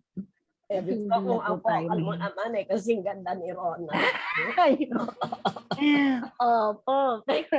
Una ko pong sinama niya nung sinabi niya gusto niya matuto ng mga batas sa NCDA, si Ma'am Carmen Payognian. Doon pa siya unang sinama, no? So maganda, i-try natin na maging advocates po sila. You don't look at them as parang enemy. enemy or persona non grata na sa iba eh. Pero tayo, we should work hand in hand with the government talaga. Parang sabi nga namin before, let us not rock the boat. Alright. Kasi sila yung may hawak ng budget. No? And what we should do is try to look for entry points na kung saan mapapadali po na ma-realize nila ano yung mga nilalaban natin. Na hindi tayo lumalabas na kaaway. Right. No? Parang subtle, ano daw yun? Subtle revenge. Sabi nila. Bigyan mo ng maraming trabaho. Opo. Matuwa yan, pero hindi nila alam, pinaparusahan mo na sila. Correct po. Pero at the same time, hindi lang dapat sa LGU tayo nakakakuha ng funding o ng support. Dapat multi-stakeholders po talaga yan. So let's look into advocating with the other sectors. Like right now, ang SK po, hawak na nila ang pondo nila. So dapat try natin i-advocate sa SK. Ano yung mga pwede nilang itulong sa atin ng mga programa. So yung organizing the youth with disabilities, malaking tulong yon. And even sign language training, pwede po nilang supportahan yan. And pagdating naman sa senior citizen, alam ko mahirap, pero let's try to ang maging entry point natin yung mga senior with disabilities, no? Yung regarding assistive devices, na-appreciate po nila yan. And then sa church, maganda rin po na makuha natin yung cost fee, no? Any entry point na meron pong budget, go tayo dyan. Kasi parte po yan ng ating development. Right. Yun lang po, ma'am. Okay, thank you, Anape. So we can now go to one of our experts, Mr. Rex. Ito, magaling din po. Marami ding nakakuha yan eh.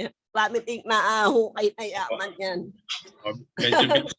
Medyo binalisan ko na lang po, Ate Carmen, at palagi ko Okay. marami po share. But I just would like to emphasize po yung mga sinabi po ng ating mga nag-share, si Ate Anape, si Sir Arturo, si Ma'am Mary Ann, so lahat po, si Angel.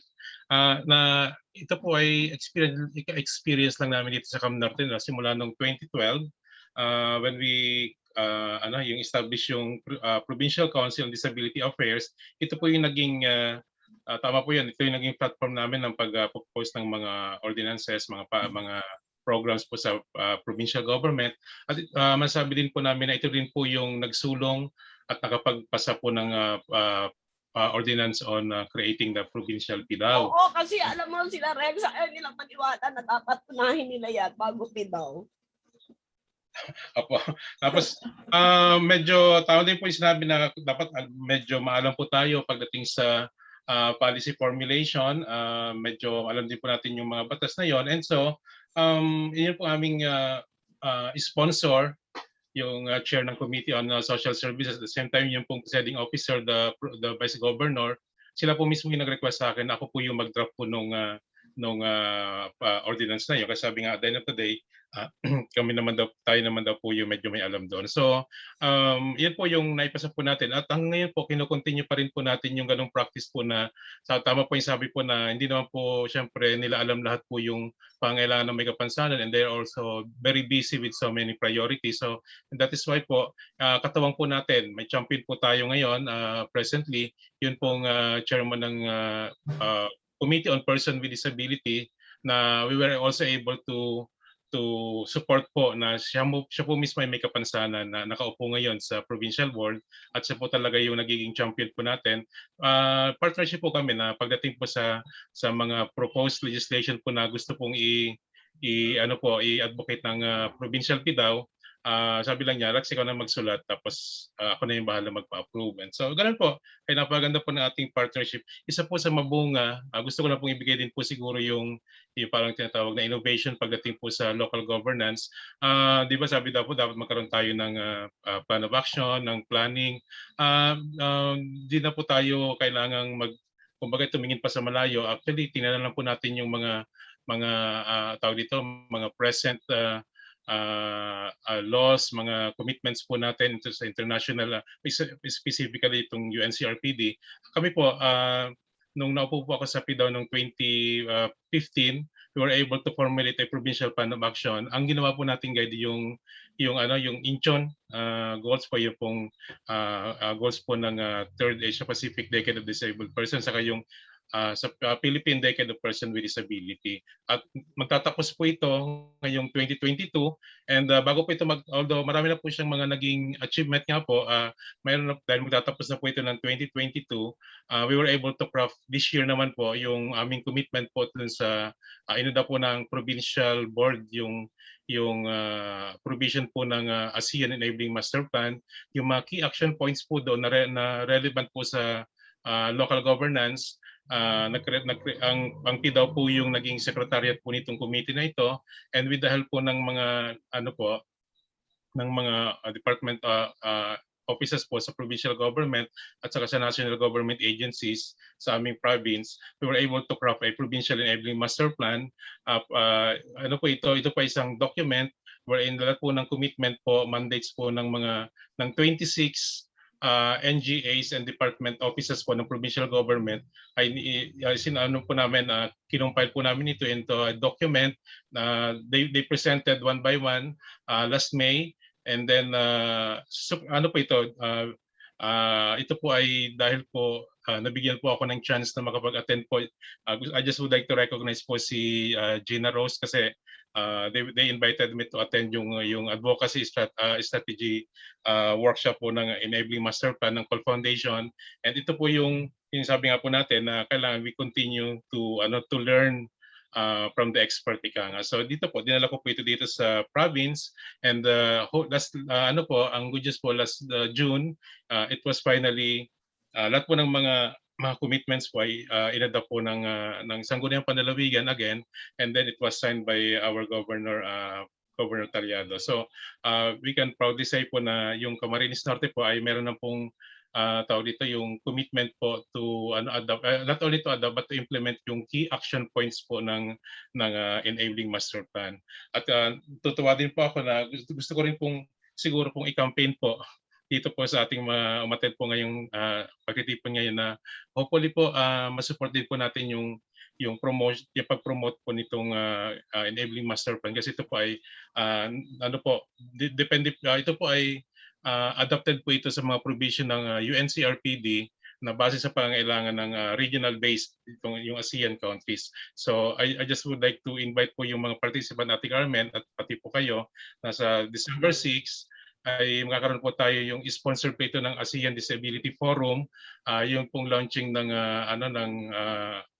ASEAN Enabling Master Plan, yung pagdating po sa kung ano na po yung progress dito sa Pilipinas. Kasi po by year 2022 or next year, supposedly meron na pong midterm evaluation po ito. So yung pong national government, they will present their yung report kung ano na po yung ginagawa po nila, and also we also would like to recognize po yung mga local government po na nag-adopt po nito. At sabihin ko na po yan, yung pong municipality po ni Gina na yung Lawang sa Northern Samar ay sila po yung awardee sa municipal level. At yung pong sa barangay level naman, yung barangay poblasyon sa Malasike, sa Pangasinan, yun naman po isa initiative din at pagpupush din ni Miss Jennifer Garcia ng coalition ng UNCRPD.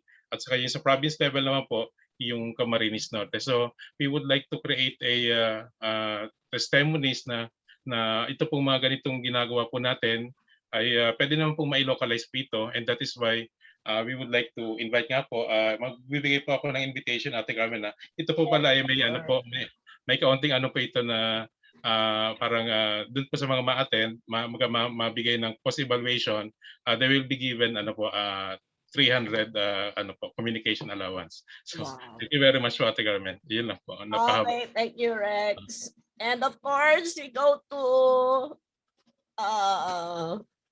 Ma'am Carmen. Yes, Jenny, ikaw na ba? Ma'am Carmen. Yes, go ahead. Honestly po ulit, Ma'am Carmen, nakalimutan ko po kanina regarding data profiling. Oo nga pala. Nalimutan ko i-promote talaga yung data profiling among leaders, na sana isa po yan sa gawin po nating priority, no, sa mga programs natin, sa mga projects. Kasi makakatulong po talaga ng maigi ito. Tapusin mo muna i-demo natin sa kanila yan. Sige po. Thank you. Okay, thank you. At yan ang isa rin yan, kakatangkal po yan ng ating capacity development for OPD ay yung data profiling modeling din po natin. Okay. Next is Ma'am Janeline, are you still there? Yes, ma'am. Magandang hapon. With regards, ma'am, doon sa mga sinabi ng ating mga kasama na advocate at part po ng ating person with disability, malugod ko rin naman pong ipinipresenta ang sistema namin dito sa 13 Martires, Cavite. Ano po, ang sa PWD po namin, ang nakita ko po na maganda ring i-establish sa buong Pilipinas in national level is yung livelihood program, which is the livelihood program. Diyan din po kami nagkaroon ng magandang opportunity opportunity for employment para sa mga tao nating may kapansanan. Opportunity aside from employment is yun to develop their skills and talents pagdating po sa paggawa ng livelihood product. So, yun po yung isa kong nakikita na enhancement on the capability and skills of our person with disability. Aside from that, Trece Martires City also excel pagdating din naman sa we are not that perfect. Hindi rin po ganun kalaki ang aming bayan. Pero we make sure na all the possible programs and services are developed and implemented. Meron din po tayong, of course, the sunong-dunong na tutuwa rin po kami ngayon. Ang aming mga sunong-dunong kabilat kanan. May sunong-dunong na ang mayor. Palibasa po, now is the political season. May sunong-dunong na rin si congressman. Aside from that, so doble. Aside from that, may sunong-dunong din po si governor. So na-triple na po. And now we are developing yung tinatawag nating, aside from data profiling na sinabi ni Ma'am Anape, yung ating out-of-school PWD children. Kasi nakita po namin sa sektor ng mga PWD, lagi na lang ang nagiging recipient ng mga programa in so many years ay mga nag-aaral na mga PWD. Now we are giving also priority for those who are out of school PWD children. Kung may out of school youth po tayo, meron po kaming out of school PWD children program. So assistance that we are giving for those who are in school PWDs. So yun yung mga enrolled PWDs and unenrolled. So we have a bracket of 0 to 17 years old. So at least meron din po silang ayuda from our government. At isa pa rin po ay we would like also to encourage all the LGU na a lot of people, a lot of PWDs is asking, is there any social pension on your LGU? Social pension very much selected. It's just according to the, sabi nga natin, political will, and aside from that, availability of funds. Pero kahit minsan merong available funds, kung alam naman natin na wala rin political will to implement this kind of program, hindi nagmamaterialize. So yun din po yung inaano namin. Yung kasi before, I was invited by Ms. Carmen to present also the programs of Trece Martires. So nakita rin namin na hindi rin lahat ng bayan. How we wish that they also include, sa amin nga po, lagi namin sinasabi, mula sa pagkabuhay hanggang sa kabilang buhay ng aming mga PWD are taking care of talaga po. So yung mga funeral services namin, libre na sa aming mga PWD. And then this kind of program is not also be possible without, of course, the network that you are saying a while ago. The networking is very much important, aside from the fact that it is part of our function as PDAO, as Disability Affairs Officer. Function po natin yan to generate networks from other. And of course, nagpapasalamat ako to share with kay Ma'am Carmen. Through Ma'am Carmen o Senator Carmen to be na-reach namin then ang magkaroon ng network sa Consultwowleap. We are recipient of their para sa livelihood assistance na refer din kami sa Wish 107.5 para makapagbigay din ng ayuda for the person with disability children namin for 1 week. So those are part of programs pagdating po sa capability. Although part naman ng capability training for skills of PWD, andyan ang as much as possible we wanted to implement yung mga part ng sign language, Ayun po yung mga monitoring, leadership training. Kami po sa aming gobyerno, we do not take person with disability as person with disability. Ang aming person with disability, yung Right. pong yung aming mga merong disability, sabi ko nga, wag na sa amin, kakaroon kami ng let's have a thought na person with this THIS ability. Yun po ang spelling namin. Person with this ability. So, THIS as in this, hindi DIS. So from that, opo. So Okay. from that, we Jen. will enhance pa.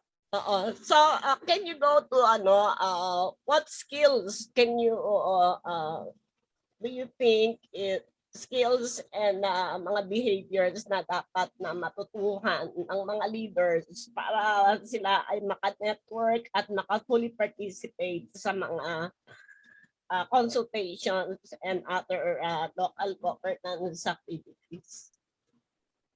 Okay po. When we talk about naman po sa skills of leadership, sabi nga, lagi po nating isipin na ang number one po lagi na sinasabi is commitment. From your commitment, everything will follow. So, kung commitment ka to your work, to your advocacy, to your passion, kasi sabi ko nga, i-apply natin ang 5 Cs na natutunan ko. Commitment, confident, compassionate, commitment, confident, compassionate. Aside from that, ay competent, yung competency. Okay. QRLD and Christian. So that is the 5 Cs that I wanted to share with. So, kung ikaw ay competent enough to do your work, so PDAW will become sabihin po nating successful. Not PDAW as you as an employee, but PDAW as an office, an organization. So, kung naandoon po lahat, nothing is impossible. Aside from the fact that the local chief executive has a big role on this, and politics plays around the corner, alam po natin yan, na kapag hindi maganda ang relationship ng PDAW with the LCE or the local government, talagang magkakaroon ng problema. So, yun po yung nakikita ko. Yun po yung leadership skills na nakikita ko.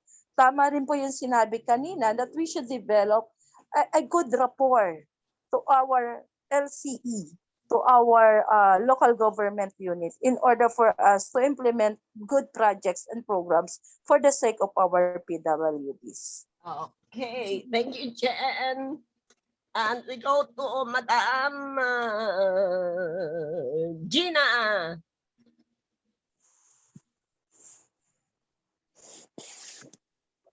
Hello, good evening pala. Sorry. Okay. Ma'am, clear po ba yung boses ko? Yes, kasi you are maalam very mo. clear. Thank you. Umuulan po kasi dito sa summer, kaya nag-fluctuate din po yung signal. Ayan. Yes, pandito ako sa summer. So, thank you po. I-acknowledge ko din po yung sinabi po ni Sir Rex. Dahil po sa master plan, at the same time, yung project ko nung with the Mayusa, yung sa Wild, nag-start po, yun po yung starting point ng aking pakikipag-ugnayan dito sa LGU. So, challenging po, hindi lang po sa LGU, with iba't ibang agencies, different stakeholders, challenging yung pakikipag-ugnayan. So, ang natutunan ko is kailangan iparamdam sa kanila, kung bakit kailangan, yung need na maisama po ang mga persons with disabilities, yung focus, yung disability, sa unang-una sa kanilang paggawa ng proyekto, yung the whole project cycle management, maisama po yung 4 pillars of inclusion para masigurado po na hindi po mapag-iiwanan ng mga persons with disability. So, ang umpisa po yung awareness raising ng kailangan maipaalam po sa mga especially yung mga LGU, mga barangay na kailangan malaman nila na masama ang mga persons with disabilities at kasama din sila yung empowerment, mahalaga din po ma-empower sila at the same time tayo po na organizations of persons with disabilities na kailangan andun tayo sa decision making table kasi tayo as meron din tayong karapatan na pumili yung makapag-decide kung ano yung mga nararapat para sa atin. Nang sa gadon, doon sa isang pillar, yung participation, hindi lang po tayo tagatanggap, beneficiary, pero kasama din po tayo sa planning, kasama din po tayo as facilitator kung meron pong mga activity. So, kasama tayo, katuwang tayo, hindi lang tayo doon na nag-iintay kung ano yung aabot kasi move on na tayo from charity. So, ang pinag-usapan na is yung human rights-based approach. And of course, paano tayo makakasama doon sa gaganaping from the planning down to the evaluation kung hindi may provide yung comprehensive accessibility. So, mahalaga po yung comprehensive accessibility. So, yung pag-provide ng assistive devices, yung support services, at of course, para masigurado po ito, sa budget line, maisama po yung mga cost ng disability-specific needs ng mga kalahok. So, pagdating ng time na kasama po tayo sa implementation, hindi na tayo hindi nakasama sa budget ang sign language interpreter, yung captioner. So, doon pa lang po sa planning, kasama na po ang mga persons with disabilities. So, merong boses po tayo. So, yun lang po ang aking ma-share po na So, yung Gina, pillars ay mahalaga. ano yung in addition na ano yung mga natutuhan mo na kailangan o mga skills na dapat i-develop ng mga leaders when it comes to to participation in local governance? Marami na pong nasabi at based dun sa mga na-share po, yun din po yung ginagawa po namin. Pero ang idadagdag ko lang po is yun nga yung I agree sa last po na nasabi is about commitment. So with regards sa commitment po, you have to you give your time. Kasi how can you be committed kung umpisa pa lang pag nag-set ng meeting, hindi po tayo kaagad available. So yun, mahalaga po yun. And then yung willingness to share. At the same time, as a leader, dapat bago po tayo mag-attend sa isang meeting, alam po natin yung ating role, yung ating responsibility, at hindi lang tayo andoon para just to represent, hindi lang tayo andoon para kumain, masarap yung pagkain, pero nandun tayo to influence and to have a voice para sa mga persons with disabilities. At the same time, dapat resilient. Resilient po ang mga leaders. Alam natin, dapat adaptable din tayo kasi not all the time, no matter how we try to be perfect ang ating mga engagement with LGUs kapag nagagawa tayo ng project, pero meron pa rin pong pagkakataon na merong mga challenges. So dapat resilient po tayo, adaptable sa kung ano man pong mangyayari po. So yun po yung sa tingin ko. And then isa din po is we have to dance with the music. So kung alam natin na kung ano yung dapat alamin natin yung political agenda ni Mayor para at least alam natin yung counterpart natin. Halimbawa, kung ano yung specific na kailangan niya, sasabihin, ay meron din kami nito. Ito yung parang pwede nating isulong, para at least kumbaga hindi tayo sumasalungat sa kung ano man yung kaniyang political agenda. Bagkos we work with them, we work in one direction with them. Kasi base po sa mga sinabi kanina, kung sumasalungat tayo, ang tendency is magiging kaaway at hindi tayo pagbibigyan sa ating hinihiling. So dapat marunong tayo na yung parang alamin yung kiliti nila and then work with them. Ganun po. Thank you. Galing-galing mo na, Gina. Thank you po. Okay, well said. And then we go to Maribel, ang representative ni Tisay. Maribel, andyan ka pa?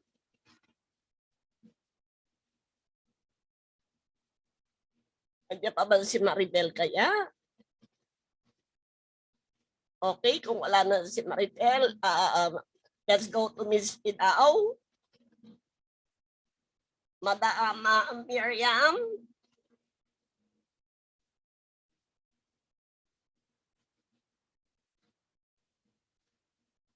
Miriam, are you still there? Po. Ayan. Good evening po sa lahat.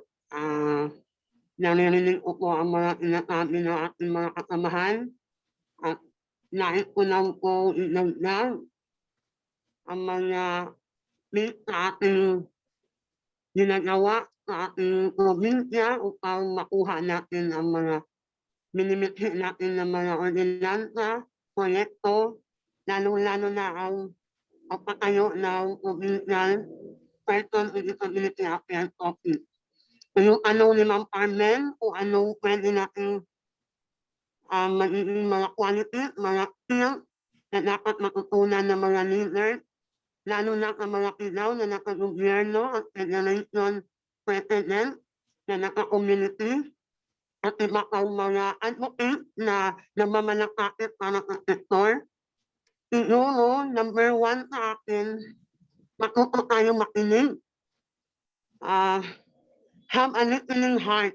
Hindi lang tayo makinig na hanggang kanya lang, kundi ikapuso natin ang mga sinasabi, mga hinaing na mga kapwa natin may kapansanan, lalong-lalo na yung nasa malalayong lugar na paminsan-minsan lang makapunta sa Kapitolyo o sa munisipyo. So, hindi natin sila iyan at hanapan natin ng paraan paano natin mai-address ang kanilang mahinaing at intindihin natin kung meron silang mga frustration, lalo na sa mga sigaw na nakaupo na minsan nakukulangan sila sa mga ginagawa na nakagobyerno. Pangalawa, gusto ko kung itapuso natin yung learn how to value support.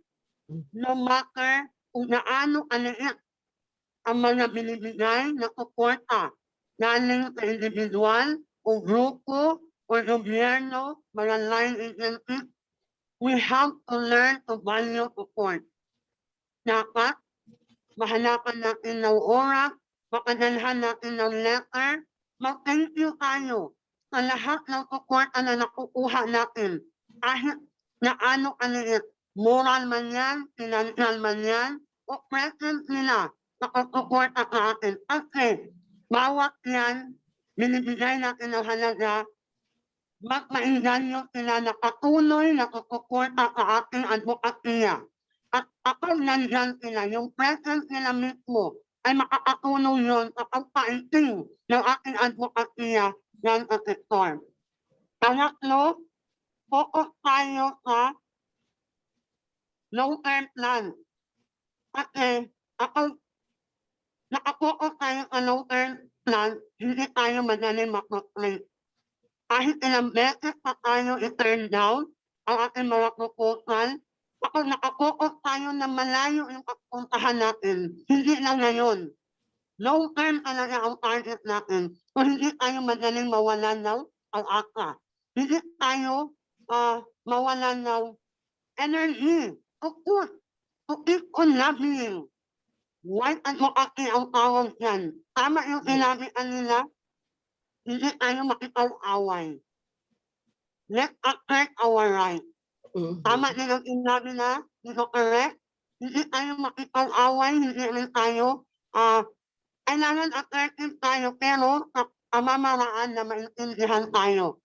Hindi tayo magiging problema, kumbaga, makulit in a way na maintindihan nila bakit tayo nangungulit. Kasi ang tagal na natin naghihintay. Bakit hindi makakatupad ang mahalaang lokal, ang mga disability law. So yun, dahan-dahan natin ipakaintindi sa kanila, pero we should not burn bridges, no? So kung tayo ka long-term plan, kahit ilang beses pa tayo madapa, tatayo lang tayo kasi meron tayo mas mahalagang mission sa unahan. Tapos, grab every opportunity to share what you know. So ako merong meeting, merong gathering, kahit ano invitation, puntahan ninyo hanggat meron kayong oras. Kahit birthday pa yan, kahit anong okasyon, personal, official, social, magkaimbitado kayo, puntahan ninyo. At doon tayo makakonect, maka-establish ng rapport sa iba't ibang tao, iba't ibang personality yan sa ating locality.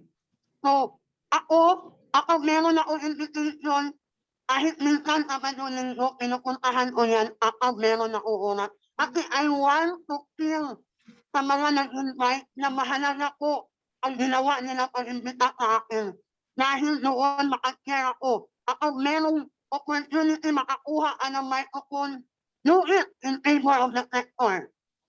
Kasi maraming paraan na makaintindi natin sa kanila ang advokasya natin. Para pagdating sa formal na gathering, pagdating sa formal na discussion, naintindihan na nila bawat isa kung ano ang iyong pinaglalaban. Meron ka ng automatic na kakampi noon. Kasi minsan, nakakabi mo na siya. Minsan, nakausap mo na siya at nakaintindi mo na sa kanya. So marami na kayo magiging advocate. Ang lima, yung inasabi ko na learn to unlearn. Kasi minsan, meron na kayong mga pinag-aralan, mataas na pinag-aralan natin, nakapag-aral kayo sa matataas na kolehiyo, mga university. Minsan meron tayong mga natutunan na iba sa aktual na nangyayari sa baba. So dapat magiging flexible tayo ng mga leaders. We have to learn how to unlearn. Hindi natin iisip yung gusto natin mangyari kung hindi naman nababagay yan sa barangay level.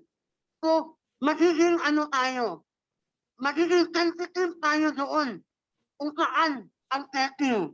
Ako yan mga, we also must be culturally sensitive. Kung ano yung mga nalalaman natin sa paaralan na hindi naman applicable sa baba, sa mga laylayan, we have to adjust and learn from them para mag-meet tayo halfway at magkaintindihan tayo. At hindi tayo magiging effective na mga leader kung hindi natin na-meet ang expectation at hindi tayo naintindihan na nasa ibaba. So, siguro ang pinakahuling ibahagi ko, yung pagiging selfless natin.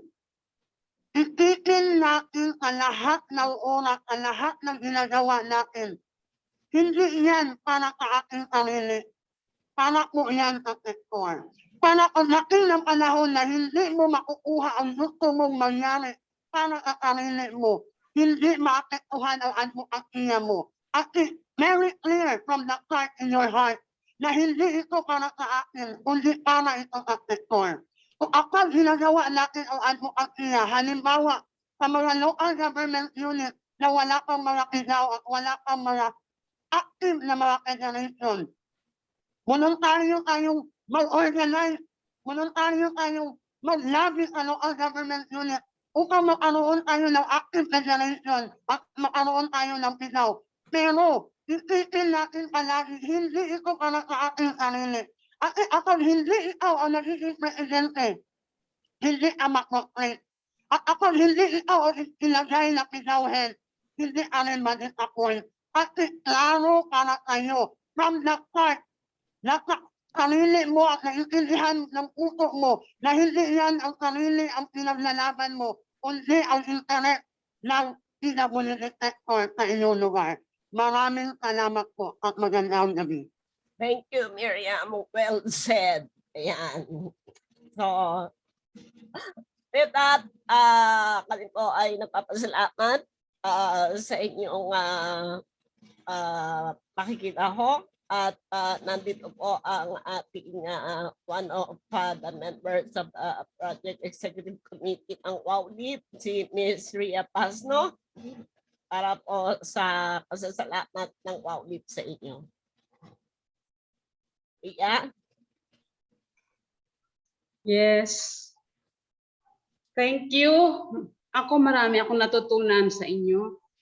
At sana itong ating project na ginagawa sa CBMI magtagumpay kasi alam ko tayo din, kayo at tayo ang makikinabang. At sa totoo lang, I am out of words to express yung aking kasi talagang natuto ako. Kasi ang buhay ko ay wala sa, hindi ko naman sinasabing wala sa sektor. Kundi ako ay ang buong buhay ko, 31 years of my life is a private, kaya ganun. So, thank you again and congratulations sa inyong lahat. Ang dami nyong alam. Yun lang. Okay, thank you, Ria. At syempre, nagpapasalamat tayo sa ating mga resource person for today. And of course, hindi ito ang huli nating session, no? Dahil meron pa tayong mga susunod na session.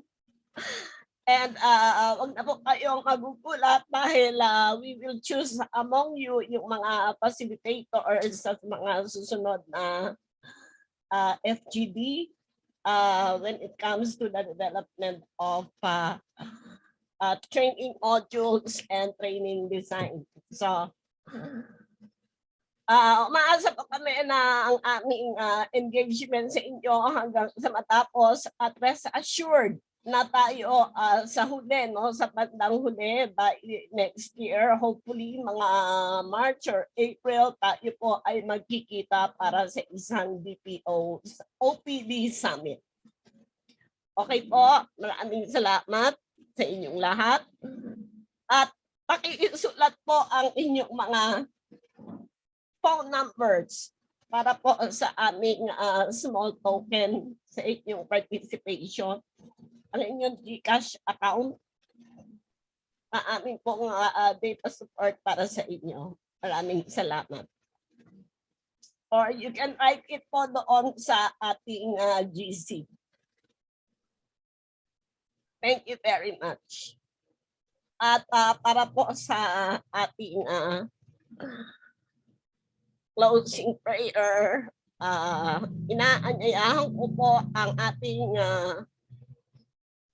one of the tutors, Sir Archie Cunanan, to lead us to a closing prayer. Thank you, Ma'am Carmen. Let's have a moment of silence and let's put ourselves in the presence of the Lord. Panginoong Ana, salamat po sa pagkakataong ito. Marami po tayong barriers po na experience para sa araw na to. Pero pinahintulot na po niyo po kaming lahat para po yung magkatagpo-tagpo, miski virtual po, upang maisulong po namin ang inyong sovereign will, no? Para sa sektor. Hindi po to isang pagkakamali o isang chance. Ito po talaga inakda po nyo upang itong magagaling na liderato po ng aming sektor ay magkita-kita at magsama-sama at magkaroon po ng sharing. Salamat po sa aming mga natutuhan at natutunan po namin at iyon po yung mga bagay-bagay na very important na yung mensahe nyo po para sa bawat isa ay kinausap nyo kami matintinan sa aming po mga puso.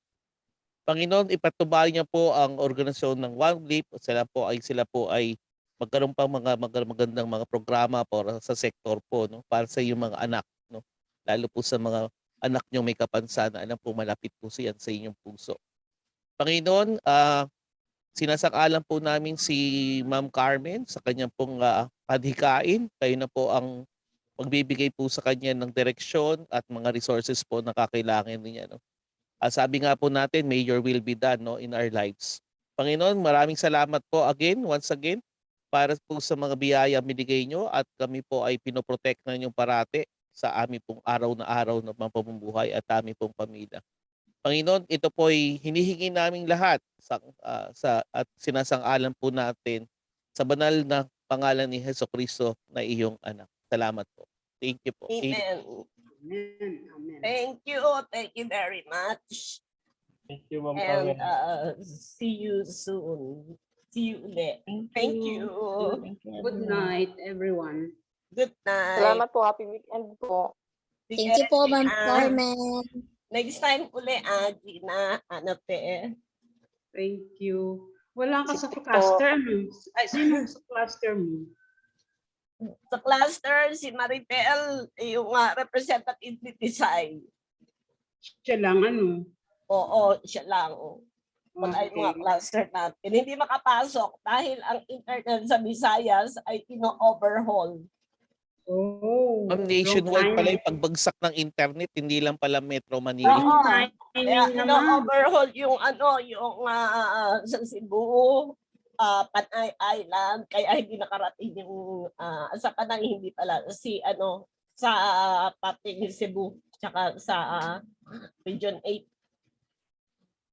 Kaya Okay. wala kung Siguro next tayo yung exclusive for WOW Cluster and WOW Leap officers. Okay. Okay. Kasi sayang. Oo nga Sige. para tapos na sana eh. Yeah. Anyway, okay lang naman yun. Sige. Okay. Okay, thank you. Thank you. Bye-bye. Bye-bye.